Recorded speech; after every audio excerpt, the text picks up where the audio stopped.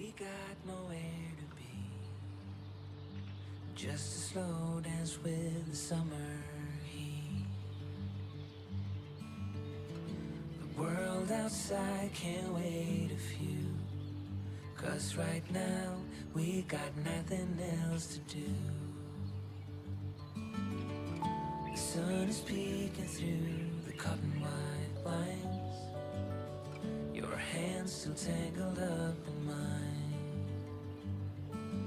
Feet on the wall, your head on me, floating easy. We got nowhere to be. Got nowhere to be.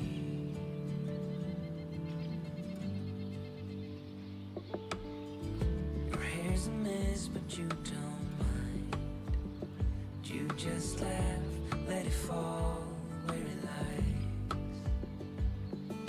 Coffee's cold, but we take a sip, talk about nothing. Let the morning slip. Oh, it feels like that, like summer air through window cracks. Oh, it feels like that, like the summer sun on quiet tracks. Oh, it feels like that, like the summer rain that falls so slowly on the naked skin upon your back.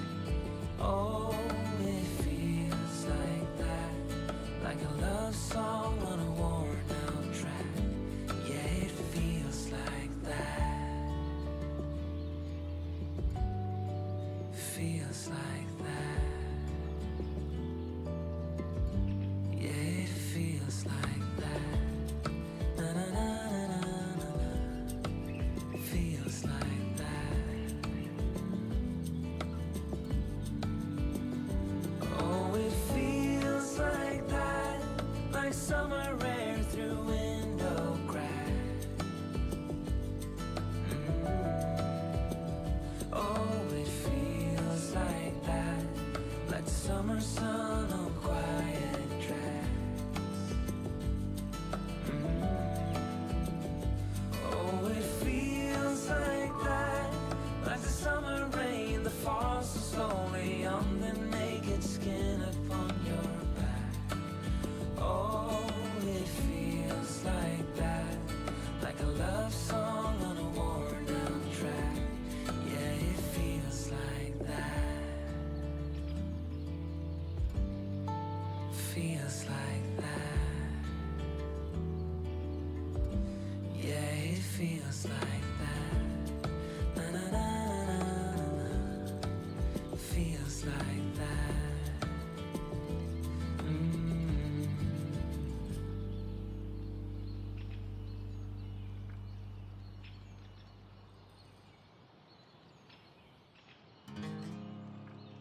All right, welcome back, everybody, to BPL, where we're in B League, right? Actually, no, this is A League, I believe. My bad. Yeah, this is A League. Hey, they did not tell me anything before this one. We just got thrown into a lobby. But this is A League playoffs right here as the Primal Pineapples take on Polaris. My name is Rex Strong. That is Thor. Thor, how are you doing here tonight?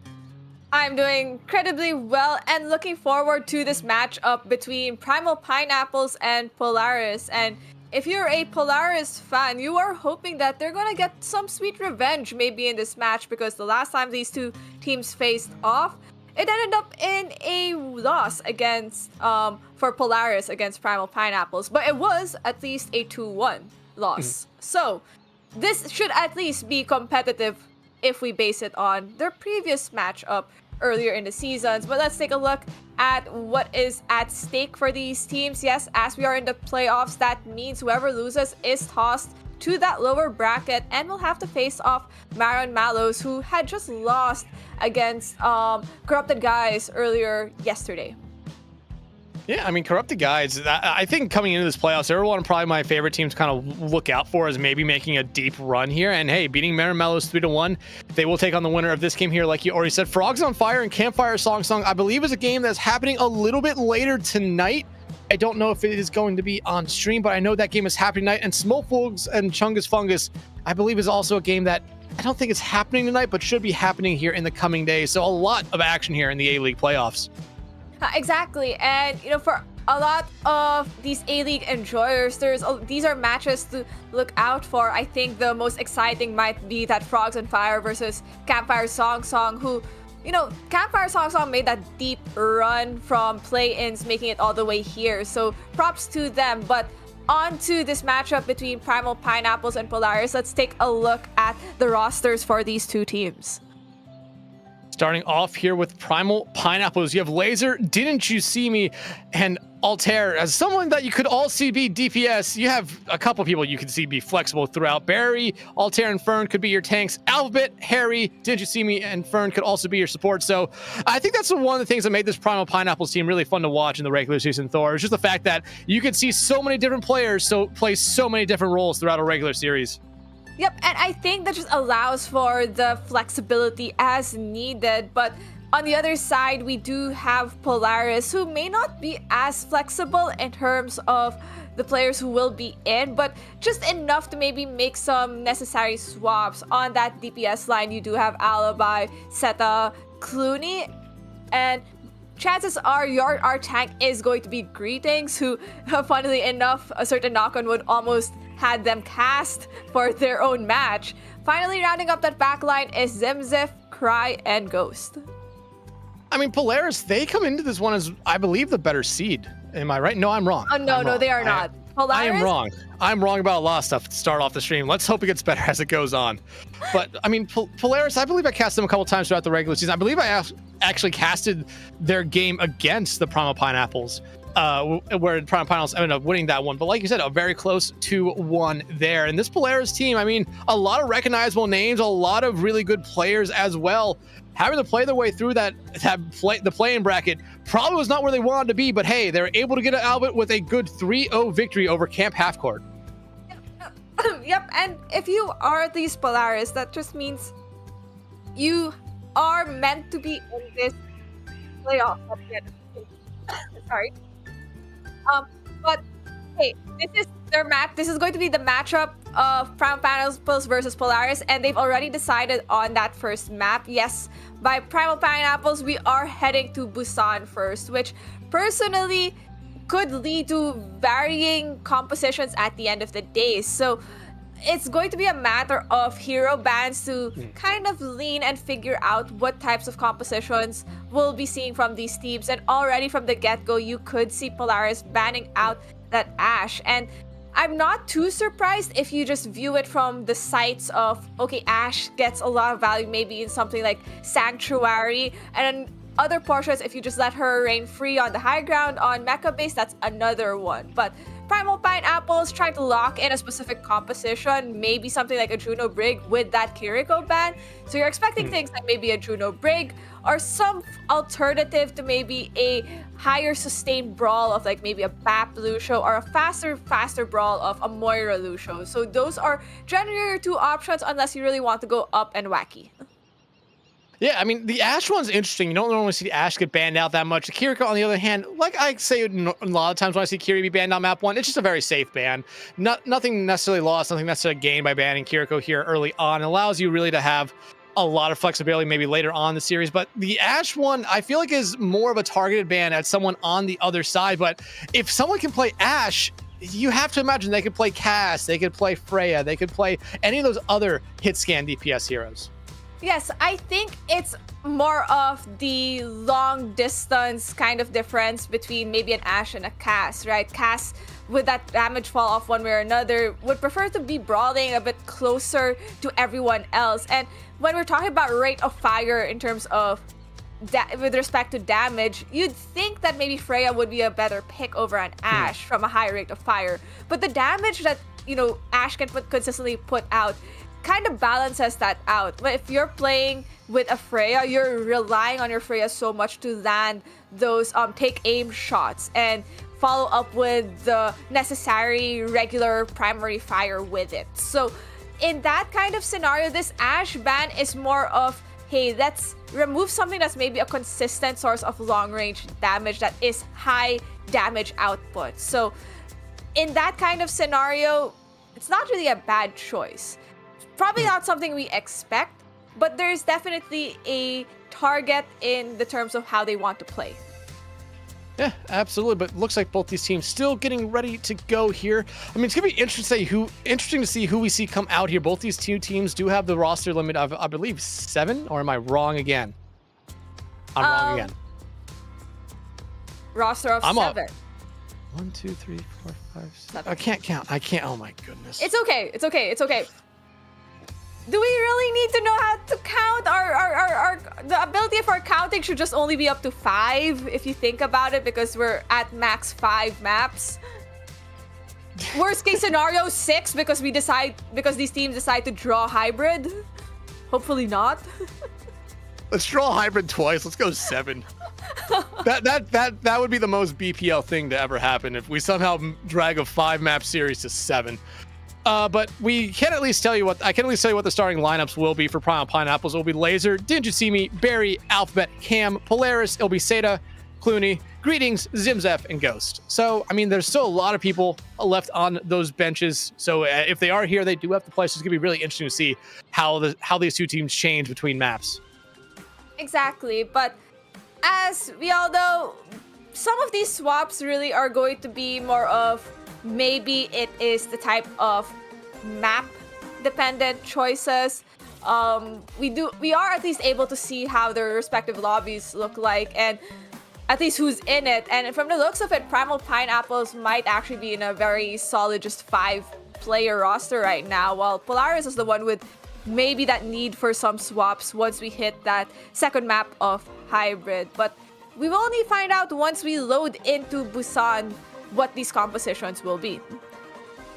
Yeah, it's gonna be really fun to see because, like we kind of already mentioned, it's a very interesting kind of map to see here. Because much like every other control map, you can see varying different playstyles in every point. Dive maybe a little bit on something like downtown, potentially mecha base. Brawl a little bit, poke, rush. I mean, this map does really give you the option to play any kind of playstyle you really want, but you probably want to have a certain couple playstyles ready to go based on each point, not just try to force dive on Sanctuary. Oh yeah, I agree with all of that. I think a lot of it is going to be adjusting also to what the opposing side is running, especially if you're that team who feels like they're on the defense 24/7. So in those kinds of scenarios, you would want to take a break as we take a look into the cozy face of Diva. And already we are seeing a hit of the Orisa style brawl from Polaris, with, as we expected, that Bap Lucio backline from both sides. The Kiriko ban already coming into play, which makes sense. I think inevitably at the end of the day, control maps are very Lucio favored. And so you ban a Kiriko, then you're forcing a specific type of Lucio-esque backline, and both teams are going for a more long-term sustained kind of backline with that Baptiste. Yeah, I mean, I like seeing Bat back in the meta here a little bit. I feel like they provide a little bit more damage than what you would see from some other supports, allowing your DPS to maybe play something a little bit off kilter, maybe not having to play a hit scan instead, maybe 2 flex DPS here. But already you see Polaris just rotating back to the backside of point here, and that Orisa is going to be able to take a lot of space. But once Barry goes in that Nemesis form, it's going to be very hard for them to really make that space as well. Greetings, though, frontlining on their own with no supports around is probably the worst thing you'd want to have happen right there, and that's exactly what happens to Clooney, as Cam will be able to take him out. Greetings being walled off away from both their supports means they won't be in this fight much longer, and it looks like Primal Pineapples will be able to win the first fight and get the first cap. Yeah, I think while the attempt to rotate may have been a pretty smart idea, right? I think they were unable to really stabilize as a team in a safer sightline to avoid taking all that damage. Didn't you see me doing a lot of that map rework with those May walls and even controlling the lamp, and already Pineapple's pushing Polaris at that choke point. And this is the hard thing now for Polaris. They're going to have to somehow decide which choke they're going to go through. Just Barry on this Ramacho is going to be able to do so much damage because now that they've already gone towards the choke point close to the point, it's an easy rotate for the rest of Primal Pineapples to get up to that high ground choke instead. And you already see, it looks like Polaris, looks like they want to try to split it up, and Alphabet pops that Amagix finds Zimzef out. But Seda trying to get rid of them, but not really going to be able to do much here, as it already kind of seems like this fight is all but over here, as Polaris go back to the drawing board here, almost gets the back cap though. Okay, but it was actually a pretty quick fight, so that means Polaris is entering with an overclock this time. Primal Pineapples with that Ramacho Ultimate and Hainu means they could deny a bit much more space, but Cap, with those primary fires, manages to get Clooney before Polaris could even stabilize. So this is going to be dwindling the time even further for Polaris. So they're probably going to open up with maybe a Sojourn Ultimate on an opposite angle from hopefully the core of Polaris. And already you could see Primal Pineapples checking left, right, and center. Terra Surge out here from Greetings, not going to be able to find much. Blizzard and beat out from the side of Primal Pineapples. Polaris, though, does cap the point on the back side of it. Zeta, though, going to be able to find one, but that Annihilation and Deadeye combo finds 3. Yeah, you'll be able to get this probably 15% when it's all said and done, but hey, you ended up losing the fight right there. But Thor, that could be a very valuable percentage here that Polaris will end up getting. I think it's very valuable, and the ultimate trade. You traded a Terra Surge for 4 ultimates from Primal Pineapple. So if you're Polaris, your goal is to maybe potentially actually aggro beat into this. There's nothing really to beat other than that, and there is that overclock from Seta. Right now, Santa needs to just find one here, give their team a little bit of an advantage. Ghost does pop the beat, but it only lands on the 3. Seta not being one of them. Now they're being pressured out here by Cam. Laser, though, will fall to Clooney, and now, though, Polaris, they need to start getting bodies here on point. 94% and counting. Still didn't find a touch. They're finding the picks. There's the touch, so at least going to overtime, and right now, it seems like Pineapples will have to give over the point here. Nice play by Polaris. I like this split kind of read they had here, and even better stagger there on the Greetings. On the Barry. Greetings, though, barely staying alive. Exactly, and I think that was really just from Primal Pineapples having to use 4 ultimates to deal with that Terra Surge, a costly fight for them, but already huge pick from Didn't You See Me, taking out Seta. Massive source of damage for Polaris is out of the game, so they're going to have to use this window to keep everyone alive and to get the necessary picks. The window goes up, so does the ice wall, and the ice wall melts immediately quickly right there, and now Polaris just trying to play this high ground, but you already see Primal Pineapples. They said, yeah, you know what? Play the high ground instead, and Barry working out like a great trick right there. Gonna be able to get Ghost, find Greetings out as well. Polaris, they had a good idea here to start this fight, but it's just not gonna work out in the end, as Primal Pineapples gonna cap the point, get a team kill, and take our first point here on Mecha Base. Exactly, that's just how the cookie crumbles, right? Rather than wasting time trying to fight that high ground, I think the massive pick onto Seta right away means there is no consistent damage off angle from the Sojourn. So that means you can just go straight towards the core. The Tracer really isn't going to be able to pump out as much damage, and bada bing bada boom, Barry just says, hey, we go to point, and they get all the value they need from it. Now,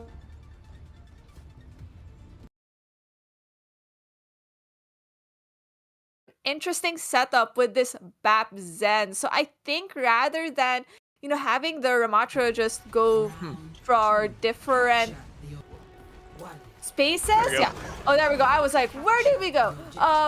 We went blind for a moment there. We did. Primal Pineapples is going for more of, I guess, a different set of angles, different sides to do poke and high damage. The Andes and the Discords are going to be painful. So this is really going to be up to Clooney to make sure to mark one of these peskier supports. And Seta coming out here on the Widow is a very, very interesting pick, because it's a really make or break kind of pick here for them. They need to be able to find kills here early on, give their team an advantage, but you already see him being pressured out by almost everyone on the side of Polaris, and Barrett going to be able to put a shot through their skull right there. I have a feeling that might be all we see of the Widowmaker here from them, as you see Greetings, Zimzef all fall. Polaris, again, getting some capture percentage going, but not going to be able to get a cap here, as Primal Pineapples going to be able to cap yet again, but Clooney, 2 at the end, and both the supports. Or Primal Pineapple's now gone. Yeah, that's a massive set of picks from Clooney, already building towards that Pulse Bomb, doing so much work for Polaris. And I think there is that need potentially for Seta to swap, or to kind of play a bit of a different angle from everyone else in the core. But Greetings already taking out Laser is a huge pick. And Alphabet, we didn't really talk about them much playing the Ana here. I mean, you talked about it a little bit, but I like this. No Kiriko. Ana can now have free reign to just make everyone's life a living hell on the other side. Didn't you see me will fall right there as Alphabet just gets desperately trying to keep Barry alive. Does hit that Bionade on them, but they immediately get out of their sightline. Polaris going to be able to take the point here in a really good team fight by them. Yep, a bit of a spin on their way out and bailing out Laser in the process. Polaris still have their Pulse Bomb, and you get a massive pick maybe on Alphabet or Cam. Ideally Cam, who's very close to Transcendence, and that should be a fight win for Polaris, at least in making sure they don't melt right away from Discord Orbs, which has been providing immense damage for this Primal Pineapples team. It's the same case for Didn't You See Me though. Pop out that maybe that lamp from Zimziv, that would be great, but Laser just already taking out Ghost spells disaster. Yeah, especially because you really need Ghost there to get Greetings out of sticky situations. Now no speed, you're really banking a lot on Zimzov's Immortality Field. Nano invests here on the Barry pretty early on. Clooney now trying to harass that backline again, focusing a little bit back on the Greetings. Terror Surge not coming out just yet, but the Pulse Bomb from Clooney will find the ground. Not going to be able to do much with that. Polaris are already investing a couple more ultimates in this fight, making it now 4 for them in this engagement, and yet to have found a single pick here just yet. They're still holding on to the point, but Primal Pineapples doing everything they need to do here to clean up this fight. Sayo, though, coming back into the fray, will be able to get rid of Laser, but at the end of the day, in the end of the fight, it won't necessarily do a lot. Yeah, no, picks are there for Primal Pineapples, and if you're Polaris, 62% on the board is a pretty solid number to be with. Now, Primal Pineapples will have 2 ultimates. You don't really have an answer to it just yet, especially with how frequently Ghost has been ending up back in spawn. Laser really having their number for a lot of these kills. So if I am Polaris, I think you really go for different set of angles and focus on maybe a core, right? Maybe go on to that high pressure value of a Zen or maybe the Ana.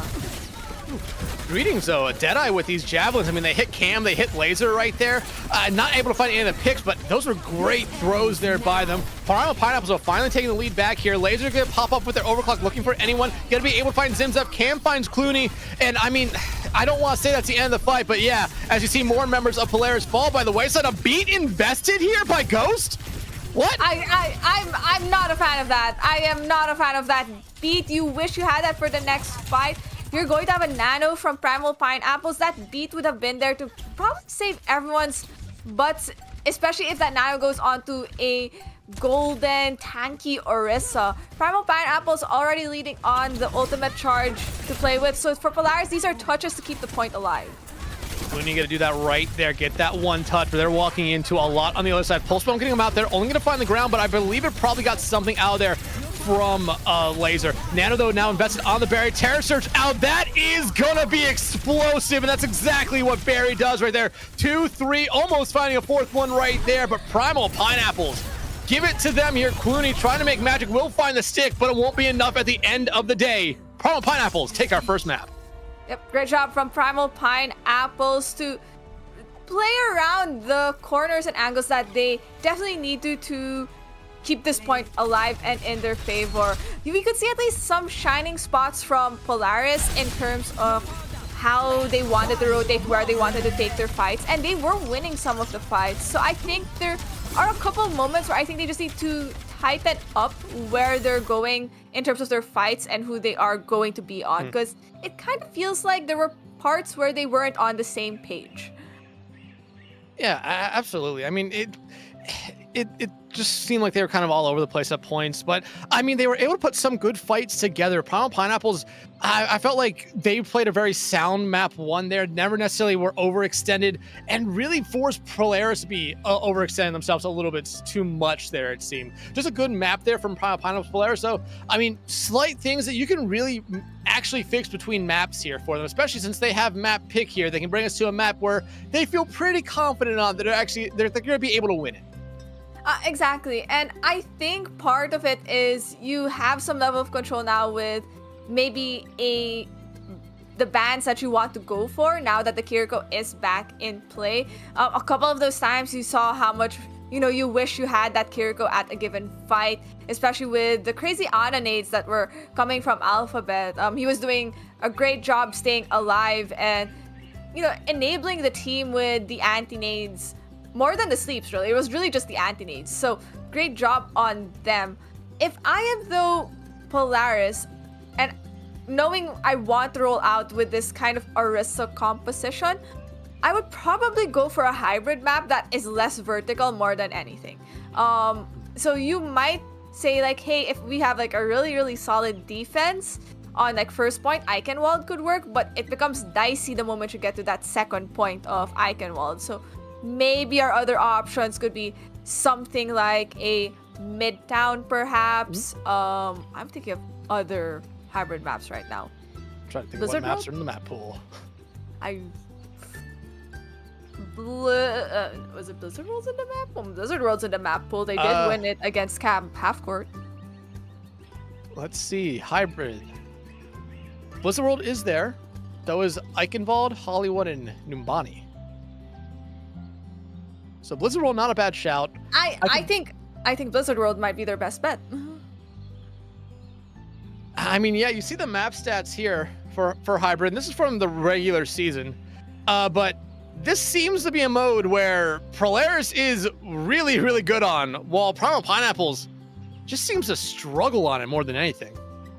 I think, and this is how I always view these types of maps. I think Control and Hybrid are two very different maps in terms of how they're played. And sometimes it really shows in how a team wants to play and the compositions they're running.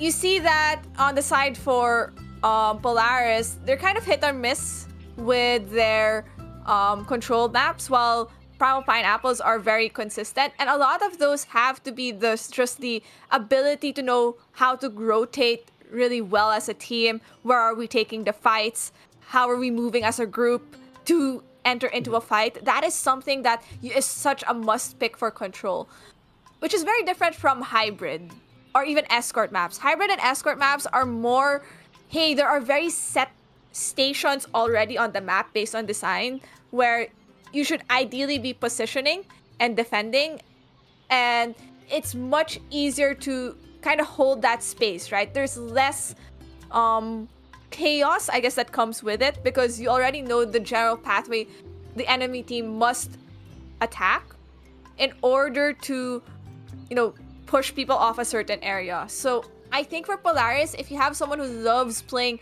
a hit scan character that's very comfortable in holding a specific angle or in an area, Hybrid and Escort maps really just lean in towards that. Yeah, absolutely. Still waiting on the map pick, though. Still waiting on the map pick, but it's Taking definitely their time.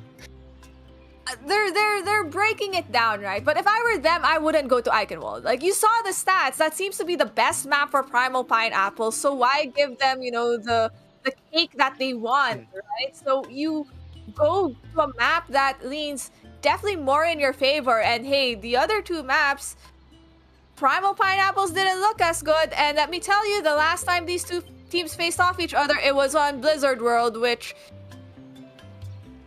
is in the map, and they won it the last time. Hey, I'm agreeing with you. They should. Yeah, I don't know. They should bring us to Blizzard World. It makes the most sense. Hollywood. Okay, we're going to Hollywood. It took, gonna be honest, probably a little bit too long there for that map pick. But heading to Hollywood here, Hollywood.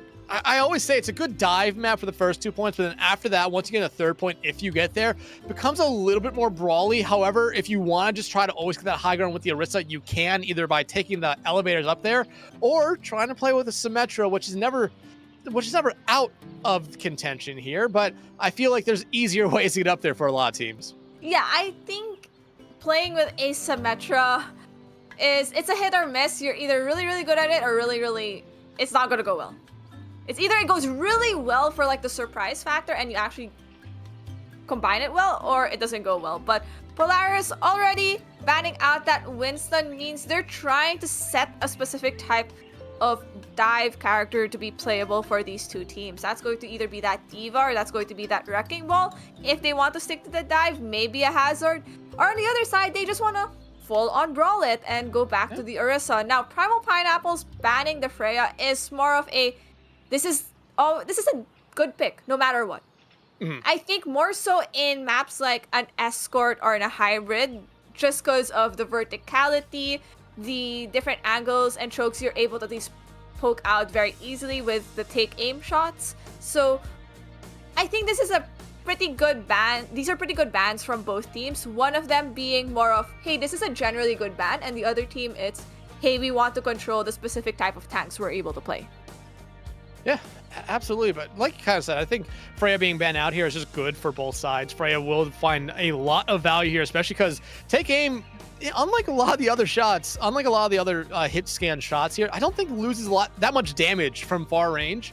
So you still are able to do so much damage, especially on a map like Hollywood Second Point in specific, where, yeah, there's a lot of buildings to play around, but if each team going to be fighting for that high ground, the Freya could really just play off angles and just pepper in shot after shot there. But hey, Winston ban, I think that's a really good ban. Like you kind of talked about, it really does force teams to either play a Diva, a Wrecking Ball, a Doomfist, potentially even a Hazard coming out there, or you're really just looking at that saying, hey, we're going to force a brawl composition here. But if you're Polaris, I don't necessarily know if you wanted to force a brawl after what we saw kind of last map, where, yeah, you were able to win a couple of the fights here and there, but that's the problem. They were here and there. It wasn't really consistent.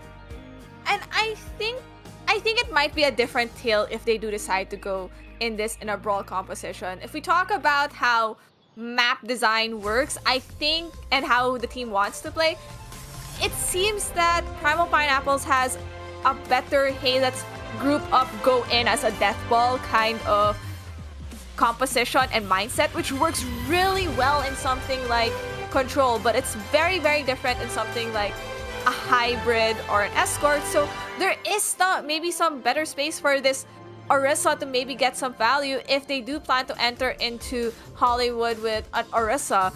On the other side, I really think it just might be better to go for a dive, maybe a Diva kind of dive or a Wrecking Ball, but already you could see that Polaris have opted to stick with the Orisa. We have so many observers, we have broken the graphic. But yeah, I mean, Greetings sticking with the Orisa, it's questionable, but hey, if it works, it works. We do see some subs coming in here. Alibi in for Clooney, Cry in for Ghost this time around for Polaris, and Primal Pineapples, we already talked about here a little bit. They don't have any of their reserve players in, so this is going to probably be the lineup you see for the majority of the night here for them. I'm really hoping here in these last couple seconds, Thor, that Greetings makes a swap over to something that's a little bit more divey, because the rest of their team is kind of set up for it already. I think there is a space for this kind of composition. The ability for Orisa to just be tanky, you have no Winston bubble to block out the healing coming in from your Ana, just means it's easier for your Orisa to stay a bit more alive and not have to worry about shields. I think this isn't a bad choice if they still want to continue playing Orisa. Already Greetings to that high ground as he should. Yeah, and I mean, Barry not really contesting them just yet, but probably want to be focusing a little bit more on the backline. Greetings, though, getting just pressured out. Jagged Wall behind them, really going to keep them in spot. That just makes them a shooting target for Laser, who's already trying to pepper them as much as they can. Greetings, though, going to be taken out by almost everyone on the other side. And if you're Polaris, you really need your Orisa here. You're just going to back out and reset. I think there is I think that felt like a miscommunication on the rotate. I don't know if they really just wanted to keep their supports on that low ground or maybe rotate to that high ground, because I think they lost sight of Greetings and keeping Greetings alive. So I think this next rotate has to really be as a core to that high ground, and already you can see them doing just exactly that, except Greetings staying on the low ground just a bit this time around to let everyone get through. Able to fan the hammer, the opening right there. And Zimzep probably looking for a Bionade into the back line there, but instead it just hits the big hitbox of Greetings. Another Jagged Wall. Gonna need some help there to open up. Alibi, though, will be able to get the injured Simi out, and there you go. Polaris now has their opening, and they are just running into that back line right there. Laser gonna be able to escape. Immortality for already invested here by Pineapples, as they're just looking for a way out. Terror Surge already for Greetings. Gonna be able to find one. Cam infests the tree. Nowhere near point, and Polaris 2 ticks and counting. Yep, that's a good play for it. There's going to be a touch from the Ninja Simi from high up manages to recontest point, but this is looking like it's all set and done with Barry down.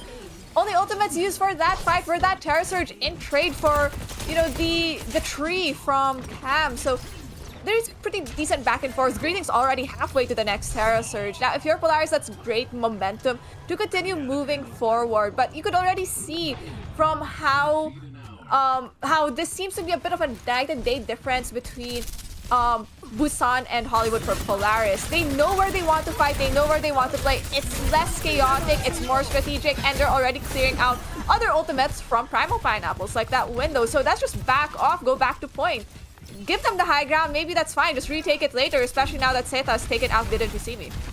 Yeah, and Didn't You See Me's had a really rough start to this map already. I mean, I believe they found they helped Barry find that first pick on the Greetings, but ever since then, they've been the first one taking out these last two engagements. Downpour now out here from Barry. Gonna be able to land onto a couple, but they're gonna get whip shot away, and that basically ends all the value could have gone out of that Downpour. Zeta already fighting Laser out of the fight here pretty early on. The Grass gonna be able to pull Barry back in the Terror Surge with the rally, gonna be able to find Alphabet and Polaris. They are smooth sailing right now through this map.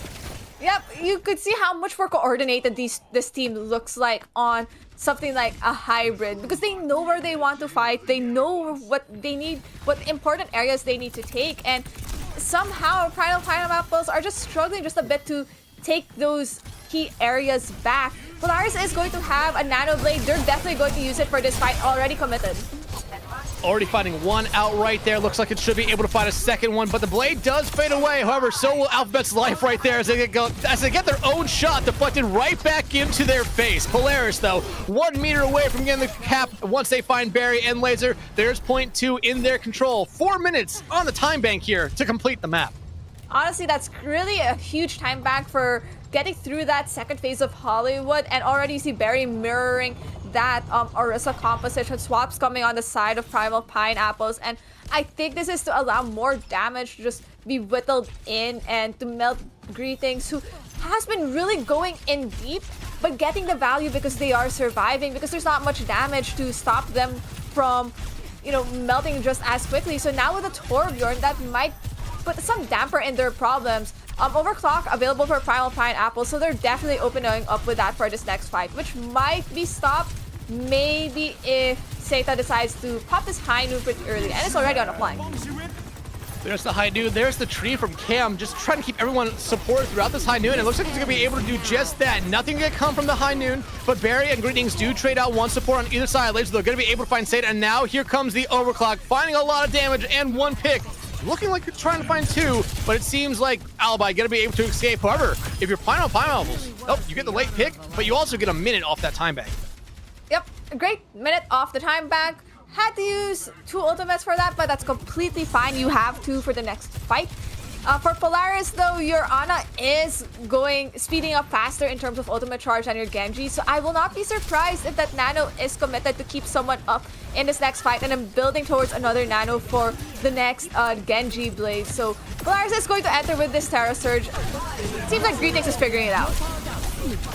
Ooh, that Nano coming in at the perfect moment to make sure Zimzef took no damage. The Terror Surge, even on the pedal, doesn't matter. Cam and Alphabet were accidentally on it, finding 3 already. Greetings, what a play right there, and that gives Polaris the opening they need here to get this cart rolling. Now that was disgusting, but you could see the play, right? The initial idea was to petal to get that Terror Surge up, but almost everyone else from Primal Pineapples was still on top of it. Cam making the swap to the Lucio is just there to taxi everyone back on point and hopefully keep things alive. But the rally is there for Cry. Might be there to sustain through this next engagement, especially if Alibi builds towards a blade. Look at how close Polaris was to completing the map right there. Less than 2 meters. That rally and blade might be all they need here, especially since there's really nothing ready on the other side. Didn't You See Me really needs to get this Molten Core up online soon to just have it a turn there on the card. Alibi focusing on the high ground. Gonna be able to really take a lot of attention to them. Greetings finds Didn't You See Me before they get that the Molten Core out there on the field. And you see all the ultimates now coming out here from Polaris. They're cleaning up a minute and a half on that time bank as they complete the map. Yep.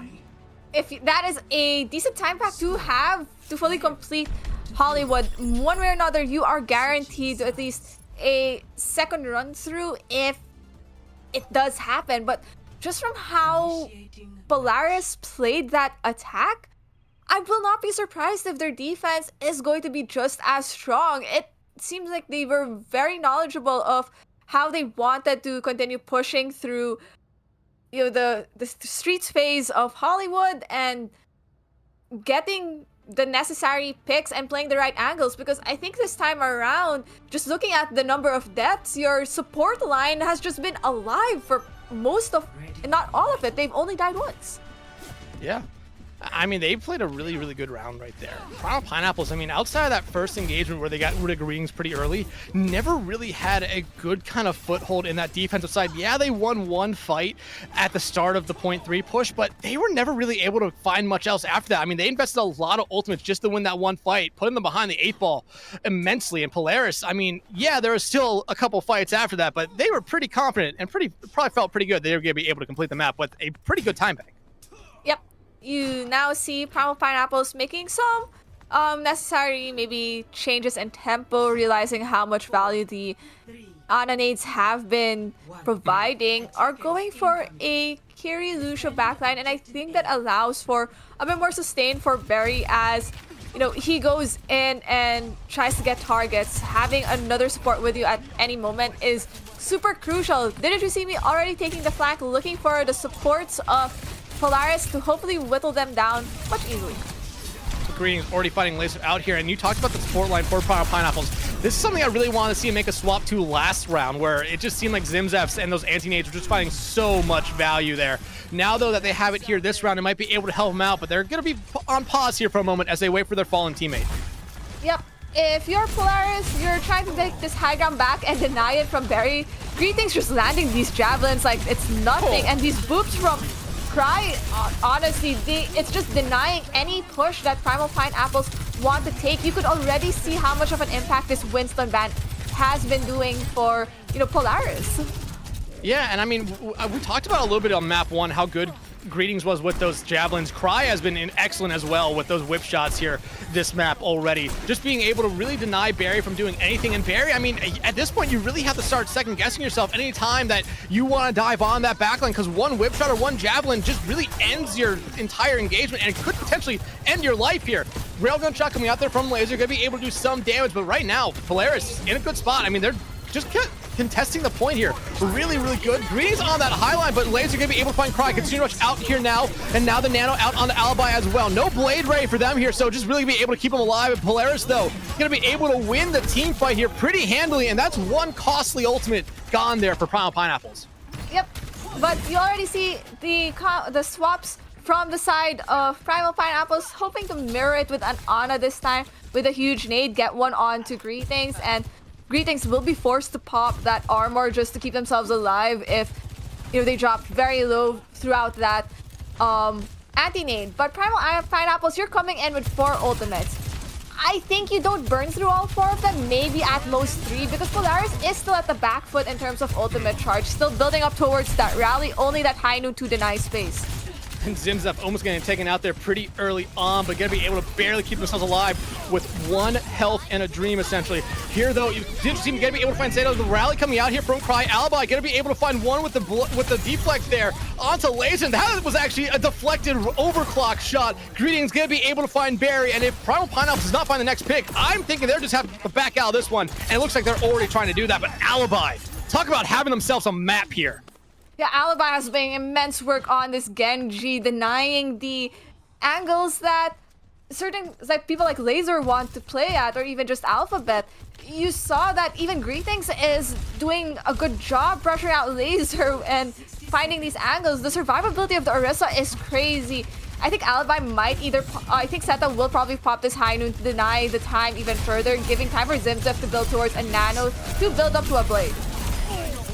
Oh, but Barry gonna cancel out that high noon right there. Greetings will trade 1 back, but you lose Cry after that. The anti now on to Barry, but Barry looks like they're just gonna try to get out dodge. Blade out here from Alibi, but the beat from Cam gonna be able to keep everyone alive, but Greetings gonna be able to build up to another Terror Surge in this engagement. They'll eventually fall. Polaris, it looks like they might have to give up the first point here as the rest of their team starts to run away, but you could see a last-second touch here from Cry, or potentially Alibi. I think it might be looking dicey. I think if I am them, I maybe have my Genji try to touch if they can, but the Nano is committed to the capacity to keep them alive. and they're able to keep alive through a lot. Alphabet, though, will find Cry, Alibi, and Seda all following their teammate there to the grave. But if you're Polaris, you're going to probably give up this first point. However, you did drag it all the way out to overtime. A really good first point hold here. But for Pineapples, the name of the game at this point, just finish the map. What's crazy is I think that was actually a huge play from Polaris, right? To force out the other, I think it might have been the Nano from Alphabet. Now Alphabet is back to that Kiriko. Hopefully just for that sheer ability to wall climb and get to the high grounds just much easily. Primal Pineapples with 2 ultimates, one of them being the downpour, means Polaris has no answer to this ultimate as it is incoming. So a lot of this is going to be having to kite it as necessary, but knowing Barry, he's going to wait for them to use cooldowns before they use that downpour. I mean, that's exactly what they did they tried to do last time on the defense side, but they got just whip-shotted away by Cry, so you're really gonna have to be watching out for multiple different cooldowns here. You're gonna be looking for Sleep, the whip shot, even the jab, but Zim's up gonna be able to find Dinch. The downpour does land onto a lot there, but you don't really see anyone dying just yet from Polaris. Greetings, though. Eventually, the Jagged Wall gonna be able to take him out there, and Primal Pineapples, that's exactly who you need to get out of the picture here early on. Polaris gonna have to slowly back up here for a moment. They don't want to give up all the space. Yep. Back and forths already for this Genji. Albi trying to mark Barry from doing anything as Cry touches the point, helping out and making sure there's time for Greetings to regroup and come back. But with Zeta down, this is looking pretty dire. It is, and now Pineapples looks like they finally started to find their footing here on this map. It only took them all 4 minutes on that first point, but hey, they're really starting to get things moving here now. Polaris, at this point, I'm looking at them to potentially need to make a swap here. I don't think the Orisa is necessarily working for them like how they would really want it to, especially when you're not on that high ground. And I think that was part of the problem. I think that re-engagement onto the first point of Hollywood, trying to get more time out, was not really the best play, because at that point it was pretty much a lost fight. You might as well keep the high ground to yourself, deny everyone else from Primal Pineapples from getting it. And I think this second point would have taken Primal Pineapples a bit longer, but now that we are in this third phase of Hollywood, which is something of a brawlier kind of map, I think the Orisa should get more value, but they need to definitely dwindle the time bank even further. They do have 5 ultimates to work with. My hope for them is not to dump all of them. Well, there's 2 already out. Oh, no, Cam! No! Even they're saying no. Oh, the Ajax, and that could be costly. That was definitely costly and caught on cam by our observers. Great job for catching it on cam. Sad day for Cam, who, just unfortunate, but for Polaris, great job only using 2 ultimates. You forced out both support ultimates from Primal Pineapples. They're going into this with just an overclock and a downpour, and Albi gets trapped, but that's fine. He's in a safe spot. He's in a pretty safe spot, but Barry is absolutely destroying their backline. Laser gonna be able to find Greetings, and right now, you're just looking at Seda and Alibi. Alibi's just gonna have to go basically sacrifice themselves on point. It's a huge trade onto Alphabet. Regroup is what he definitely needs. He's the only one with ultimate with Blade, and he needs to retouch, and that's a huge need from Zimzif. And Alibi not even needing to use the Blade here. Barry gonna be taken out of the picture here as well. Guys, okay, you let that happen, but it should be perfectly fine. Seda should be able to get back out, but that Blade and Deadeye ready to go here for Polaris. What could be final fight? Final fight, you also need to make sure that Greetings does not build up towards that Terra Surge, but Greetings has been doing so much work on that Orisa, might be able to get it for this next fight. So if I am Polaris, you might have to stall point just a bit more with that high noon, and that's exactly what is happening. Deadeye coming out here. They see Barry. They find Barry. Didn't seem to be able to find Zimzef, but it won't matter. You lost your tank. You might as well just lost the fight. You'll lose the map as well. Polaris, they've given us a series here. Yep. Polaris, just a better showing of this Orisa composition that they want to run. And it worked even better on Hollywood compared to Busan, but that just also goes to show that these 2 teams might be on different levels in terms of what their map type comforts are. Primal Pineapples, something a bit more chaotic like Control, maybe even a Flashpoint or Push. And for the side of Polaris, it's going to be something like an Escort and a Hybrid. So this is definitely looking like a map 5 series at the way that this is going, Dex. Yeah, and that's one thing. Like I said, this Polaris team probably wasn't happy that they had to play in those play-in games really easily handled Calf Halfcourt there with a 3-0 sweep. Going up against Primal Pineapples, who I believe, if I remember correctly, a lot of the people who made those predictions, I forget it was yesterday or some other day, really thought that Primal Pineapples could make a long run. I believe I even remember one person saying that Primal Pineapples might end up winning the entirety of A-League here. So this would be a huge upset pretty early on here in the bracket. I mean, that would definitely be an upset, but this is still a tall hill to climb for Polaris, just for the sole reason that the map types, at the end of the day, it's a 3:2 no matter what in terms of high payload-ish type of maps like Hybrid and Escort versus something that's a bit more chaotic like Control, Flashpoint, and Push. At the end of the day, there's just more of what's in Primal Pineapple's wheelhouse. So I think if they can get the leverage of even just taking one of those more chaotic maps, I think they have that chance to create the upset and, you know, take out this Primal Pineapples early on and toss them to the lower bracket for Maro and Mallows to deal with. Yeah, and I mean, one thing that really impressed me in that last map there, we talked about a little bit map 1, but with Cry coming in, you really saw just the dives coming out there from Barry just really went away. Javelin or getting whip shot just really stopped them from doing anything. I felt like that really did hurt Primal Pineapples there a lot in that last map. But hey, they're really quick with picking the map here. We're going to New Junk City, and now bans are afoot. And Polaris, they don't want to see that Ramatra.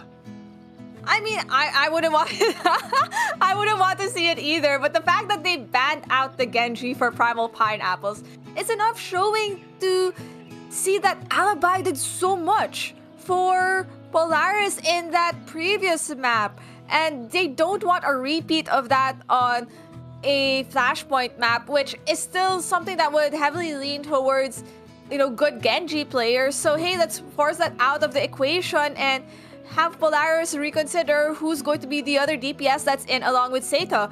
Will we still have Clooney? Will we put Clooney back in, or are we going to keep Alibi, but Alibi is on a different hero altogether? Because if there's one thing we all know is that in Flashpoint maps, more especially so New Junk City, Venture seems to get a lot of playtime. Yeah, and Venture I just think is a really quiet pick on any of these Flashpoint maps, even on Sarabasa as well. I would really like to see Venture actually come out here. I think it would be a really fun kind of play. But, I mean, no Ramatra, I feel like that just means Polaris is saying, hey, you guys are going to, Primal Pineapples, either you're going to try to play something that really doesn't work here, or you're going to be mirroring us with that Orisa. And already you could see swaps from the side of Polaris for bringing back in Clooney and Ghost. From the looks of this, it seems like Polaris at least has a idea of who they want in for their DPS and main support. When it comes to map types, Clooney and Ghost means they're definitely sticking maybe to this Lucio type of gameplay, and definitely that's going to be a Tracer. So we're going to see another Tracer v Tracer scenario between Didn't You See Me and maybe Clooney. But hey, if there's one thing we saw in Busan is that if Clooney is on the Tracer, he's still popping off. He's still doing the work, maybe just not in maybe as quick enough of a fashion.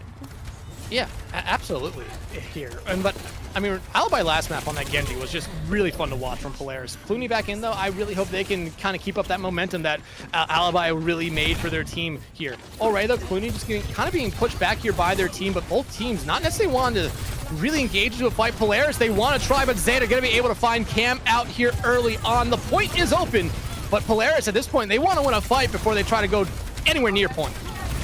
Yep, Clooney already back trying to get the clean kills and staggers with Ghost, and you know, these two, after managing to fend off Didn't You See Me from that off angle with Cam, manages to help clear things up for Polaris as they try to get this last stagger onto Cam. So Polaris already looking good this third map with some percentage and ticking up. No ultimates to really work with, but Zimzif and Seta are definitely going to be getting their respective ultimates for maybe the mid of next fight. So if I'm Primal Pineapples, we're definitely going to have to make some swaps. Laser on this Cassidy should just be there to at least provide more front load damage. And I like what Primal Pineapples is doing here, going for a complete point rotation. At least it seems like that's what Dinjusimi's doing, and I like that kind of play. Dinjusimi already finding the value there in that backline. There comes the Amp Matrix from Alphabet, and man, is it finding bodies here. Make it 3 for them right there. Polaris, though, gonna be able to get over 70% on that first cap. That is nothing to scoff at here. Alphabet is doing so much work on this Baptiste, so already you could see that in terms of whether it's the damage output or maybe it's the healing output, they're just leading over Zimzif, and I think a lot of it is just maybe where they're dropping the lamps sometimes, because for some of those fights it should have been Primal Pineapple's already down, and they just weren't because of good lamp placement. So for Polaris, you're re-engaging with this, most likely with the window. You're waiting for them to push in. There's the window out, and already Primal Pineapple's kind of hanging behind the walls right there. Like you said, they're waiting for the push, but oh, that is a collateral right there. Cam will be able to find one, but Seda, they get the triple kill here, and this should eventually end in a point swap there. Seda getting a 4K, Polaris back in control of the point, and Primal Pineapples, they should be able to get back. If I am Primal Pineapples, though, you're still waiting for the last set of people to regroup, which happens to be your Orisa and your Lucio. So I think with us, how many percentage it's left, you're trusting Didn't You See Me to touch, but I don't think it's worth it, right? Already managing to take this first point is Polaris. You have 3 ultimates for the next fight. Primal Pineapples, you're going to have the same set of ultimates for the next fight. So I think this is going to be a trade of maybe Terra Surges, which will inevitably also force out maybe the Lucio beat.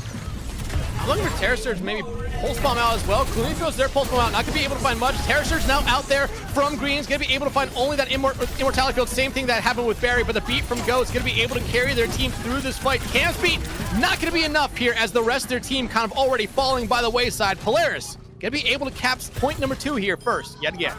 Yep, and for both teams, you're now at least actually in this weird even footing in terms of ultimates. So you're already expecting the other side to both have their respective Baptiste windows, and from the looks of it, both teams have been getting value with these BAP windows. So it's going to be a play this time more on, okay, who's better at managing potentially either their positioning or cooldown usage, because Ghost is already dropping very low, trying to pressure out everyone who is coming on to the left side of this point. And that's what makes this point so hard, especially for Lucio players. They want to try to hang around their team, but if you're playing this high ground, especially like how Polaris is playing it, you're going to play it very much split, so you're leaving your Lucio in the open a lot here. Amp Matrix coming out here from both sides, and now it seems like Barry might be in the worst spot. They're just trying to back up. Looks like they're getting some healing from both their supports here, but each team gonna let this kind of just fade away here, but Polaris still holding on to the point. This is going to be final fight here no matter what coming up. Yep, great job for Greetings to just drop instead of trying to keep that high ground, especially when they were in a bad spot. Didn't you see me? Ooh, taking the better of Clooney. This means that it's in the favor of Primal Pineapples, and this should turn the point over in their favor. So for Polaris, you're just trying to get this to 99 so that the next time you re-engage with your ultimate, you will get more value. And hey, Greetings is doing so much work that he's already packed to another Terra Surge, right? Just already leading Barry in that. So you're expecting Polaris to walk into this potentially hoping Clooney gets maybe a pick with that Pulse Bomb, and if not, you're engaging with the Terra Surge no matter what, because there is no answer to it just yet. No answer just yet, and I mean, right now, they're just going to wait, though. They're going to be patient. I like that play from them, especially when you see the rest of Primal Pineapples kind of playing far back. Didn't you see me? Just doing what they've been doing really good here on Traces so far, being a little bit of a pest in that backline, just using all that they can here, all the space, doing what they need to. Overclock coming out here from Blazer, but Seda shuts that down almost immediately. Barry going to be able to get rid of Immortality Field as a Terror Search from him actually comes out on the high ground, and Polaris says, okay, well, let's go to the low ground and try to take point. Almost going to be able to do it right there. Now Seda looking for some Pulse Bomb coming out there from Didn't You See Me, but won't be able to find anyone. Seda, though, give it to them here again. A triple kill to end this point. Map point territory, and for Polaris, you only used one ultimate for there and forced out so many other ultimates from Primal Pineapples, all three of them in that specific case. So you should be able to take this next point from Primal Pineapples pretty well, right? That could just be engaging with that Terror Surge, maybe getting a pick with that Pulse Bomb. But one way or another, we want to see that value of the Lucio beat coming out from Ghost, and maybe no Ajax this time from either of the Lucios. Oh, why'd you say anything about it? Pulse Bomb out there from Greetings, not going to be able to find much. There's the beat out from Cam, going to be able to connect to the ground this time around. Ghost, oh, they died, but they did not use the beat here, so they're still holding on to it. But Pineapples, I mean, they're going to be able to cap point up here first, especially with Clooney falling right there. Yep, Primal, going to be able to cap our 3rd point first. Polaris backing out.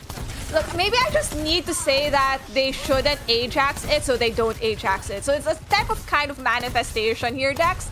But for Polaris, what I planned for them to manifest this time is they're re-engaging with this window. It's either them re-engaging with it or Primal Pineapples is going to be the first to pop it out, and then afterwards they're going to just pop it out right after. But already it seems like they're going ahead with it. You call it manifesting, I call it a crass curse. Clooney gonna be able to fall right there. There's the beat out from Go. So hey, yeah, it was a manifest. No one Ajax here this time around. Clooney though already out of the fight, but it looks like Polaris gonna be able to get a free point flip here. No, Primal Pineapple's gonna contest it here. They don't want to give it up just yet. They're at a pretty good percentage, and now Didn't You See Me trying to hold on to it. Zemzef getting harassed there by Didn't You See Me, but Seda will be the first one to fall. And right now, if you're Polaris, yeah, you're already losing this fight. You're gonna lose this point as well as Pineapples. Keep this their map hopes alive here. Yep, and for Primal Pineapples, that was not a costly fight. You traded Baptiste windows, and you're carrying over 3 ultimates for the next fight.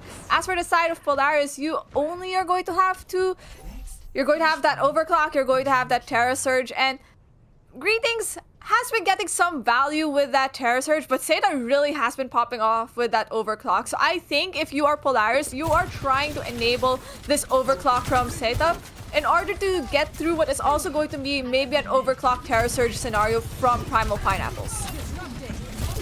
Right now, I mean, like you said, they have a lot of potential right here to do a lot. Polaris, though, not that far away from having, yet again, the same ultimates. These two teams have been pretty much in sync this entire map. Terra Surge out there from Barry, gonna be able to pull a couple people up, and Didn't You See Me, gonna be able to clean up Clooney from all that.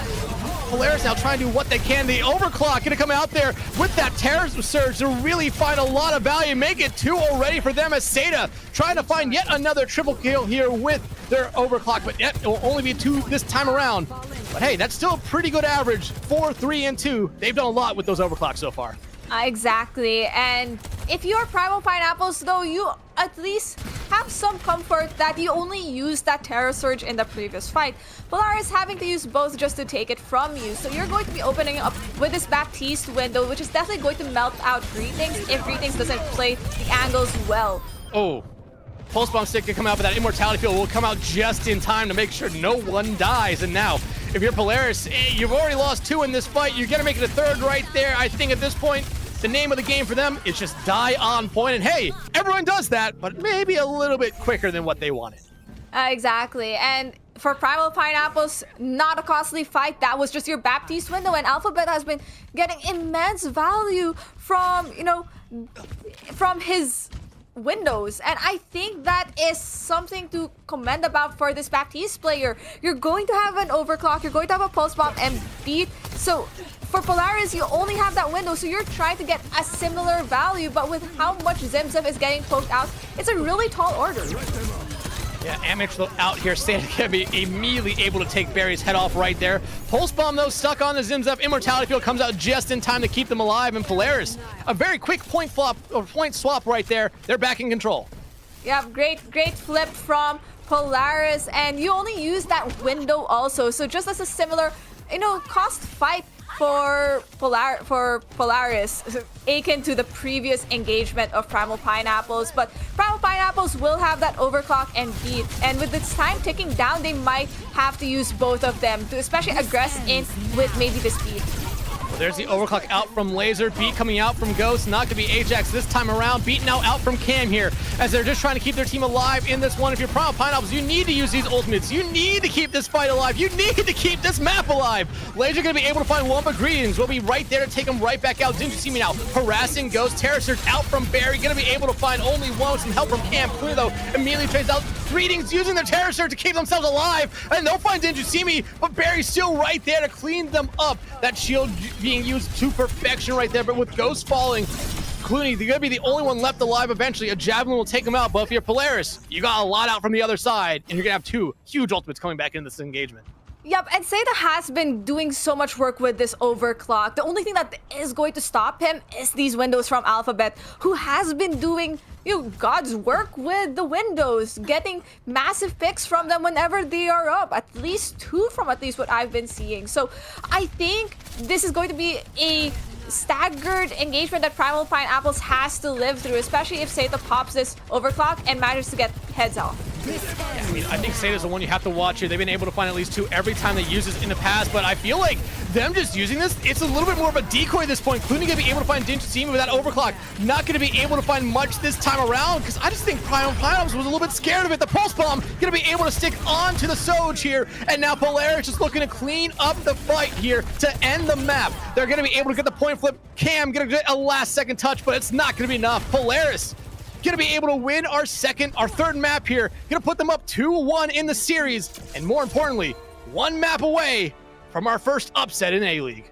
Yep, this is match point territory for these 2 teams, and it is looking like a night and day scenario for from how it previously was between these 2 teams. Now it is Primal Pineapples on the back foot, and they're going to have to turn things around in this map 4, but if there's one thing that's in their favor, it is going to be which map they are heading to. And unfortunately, it might not be in a map type that they would prefer.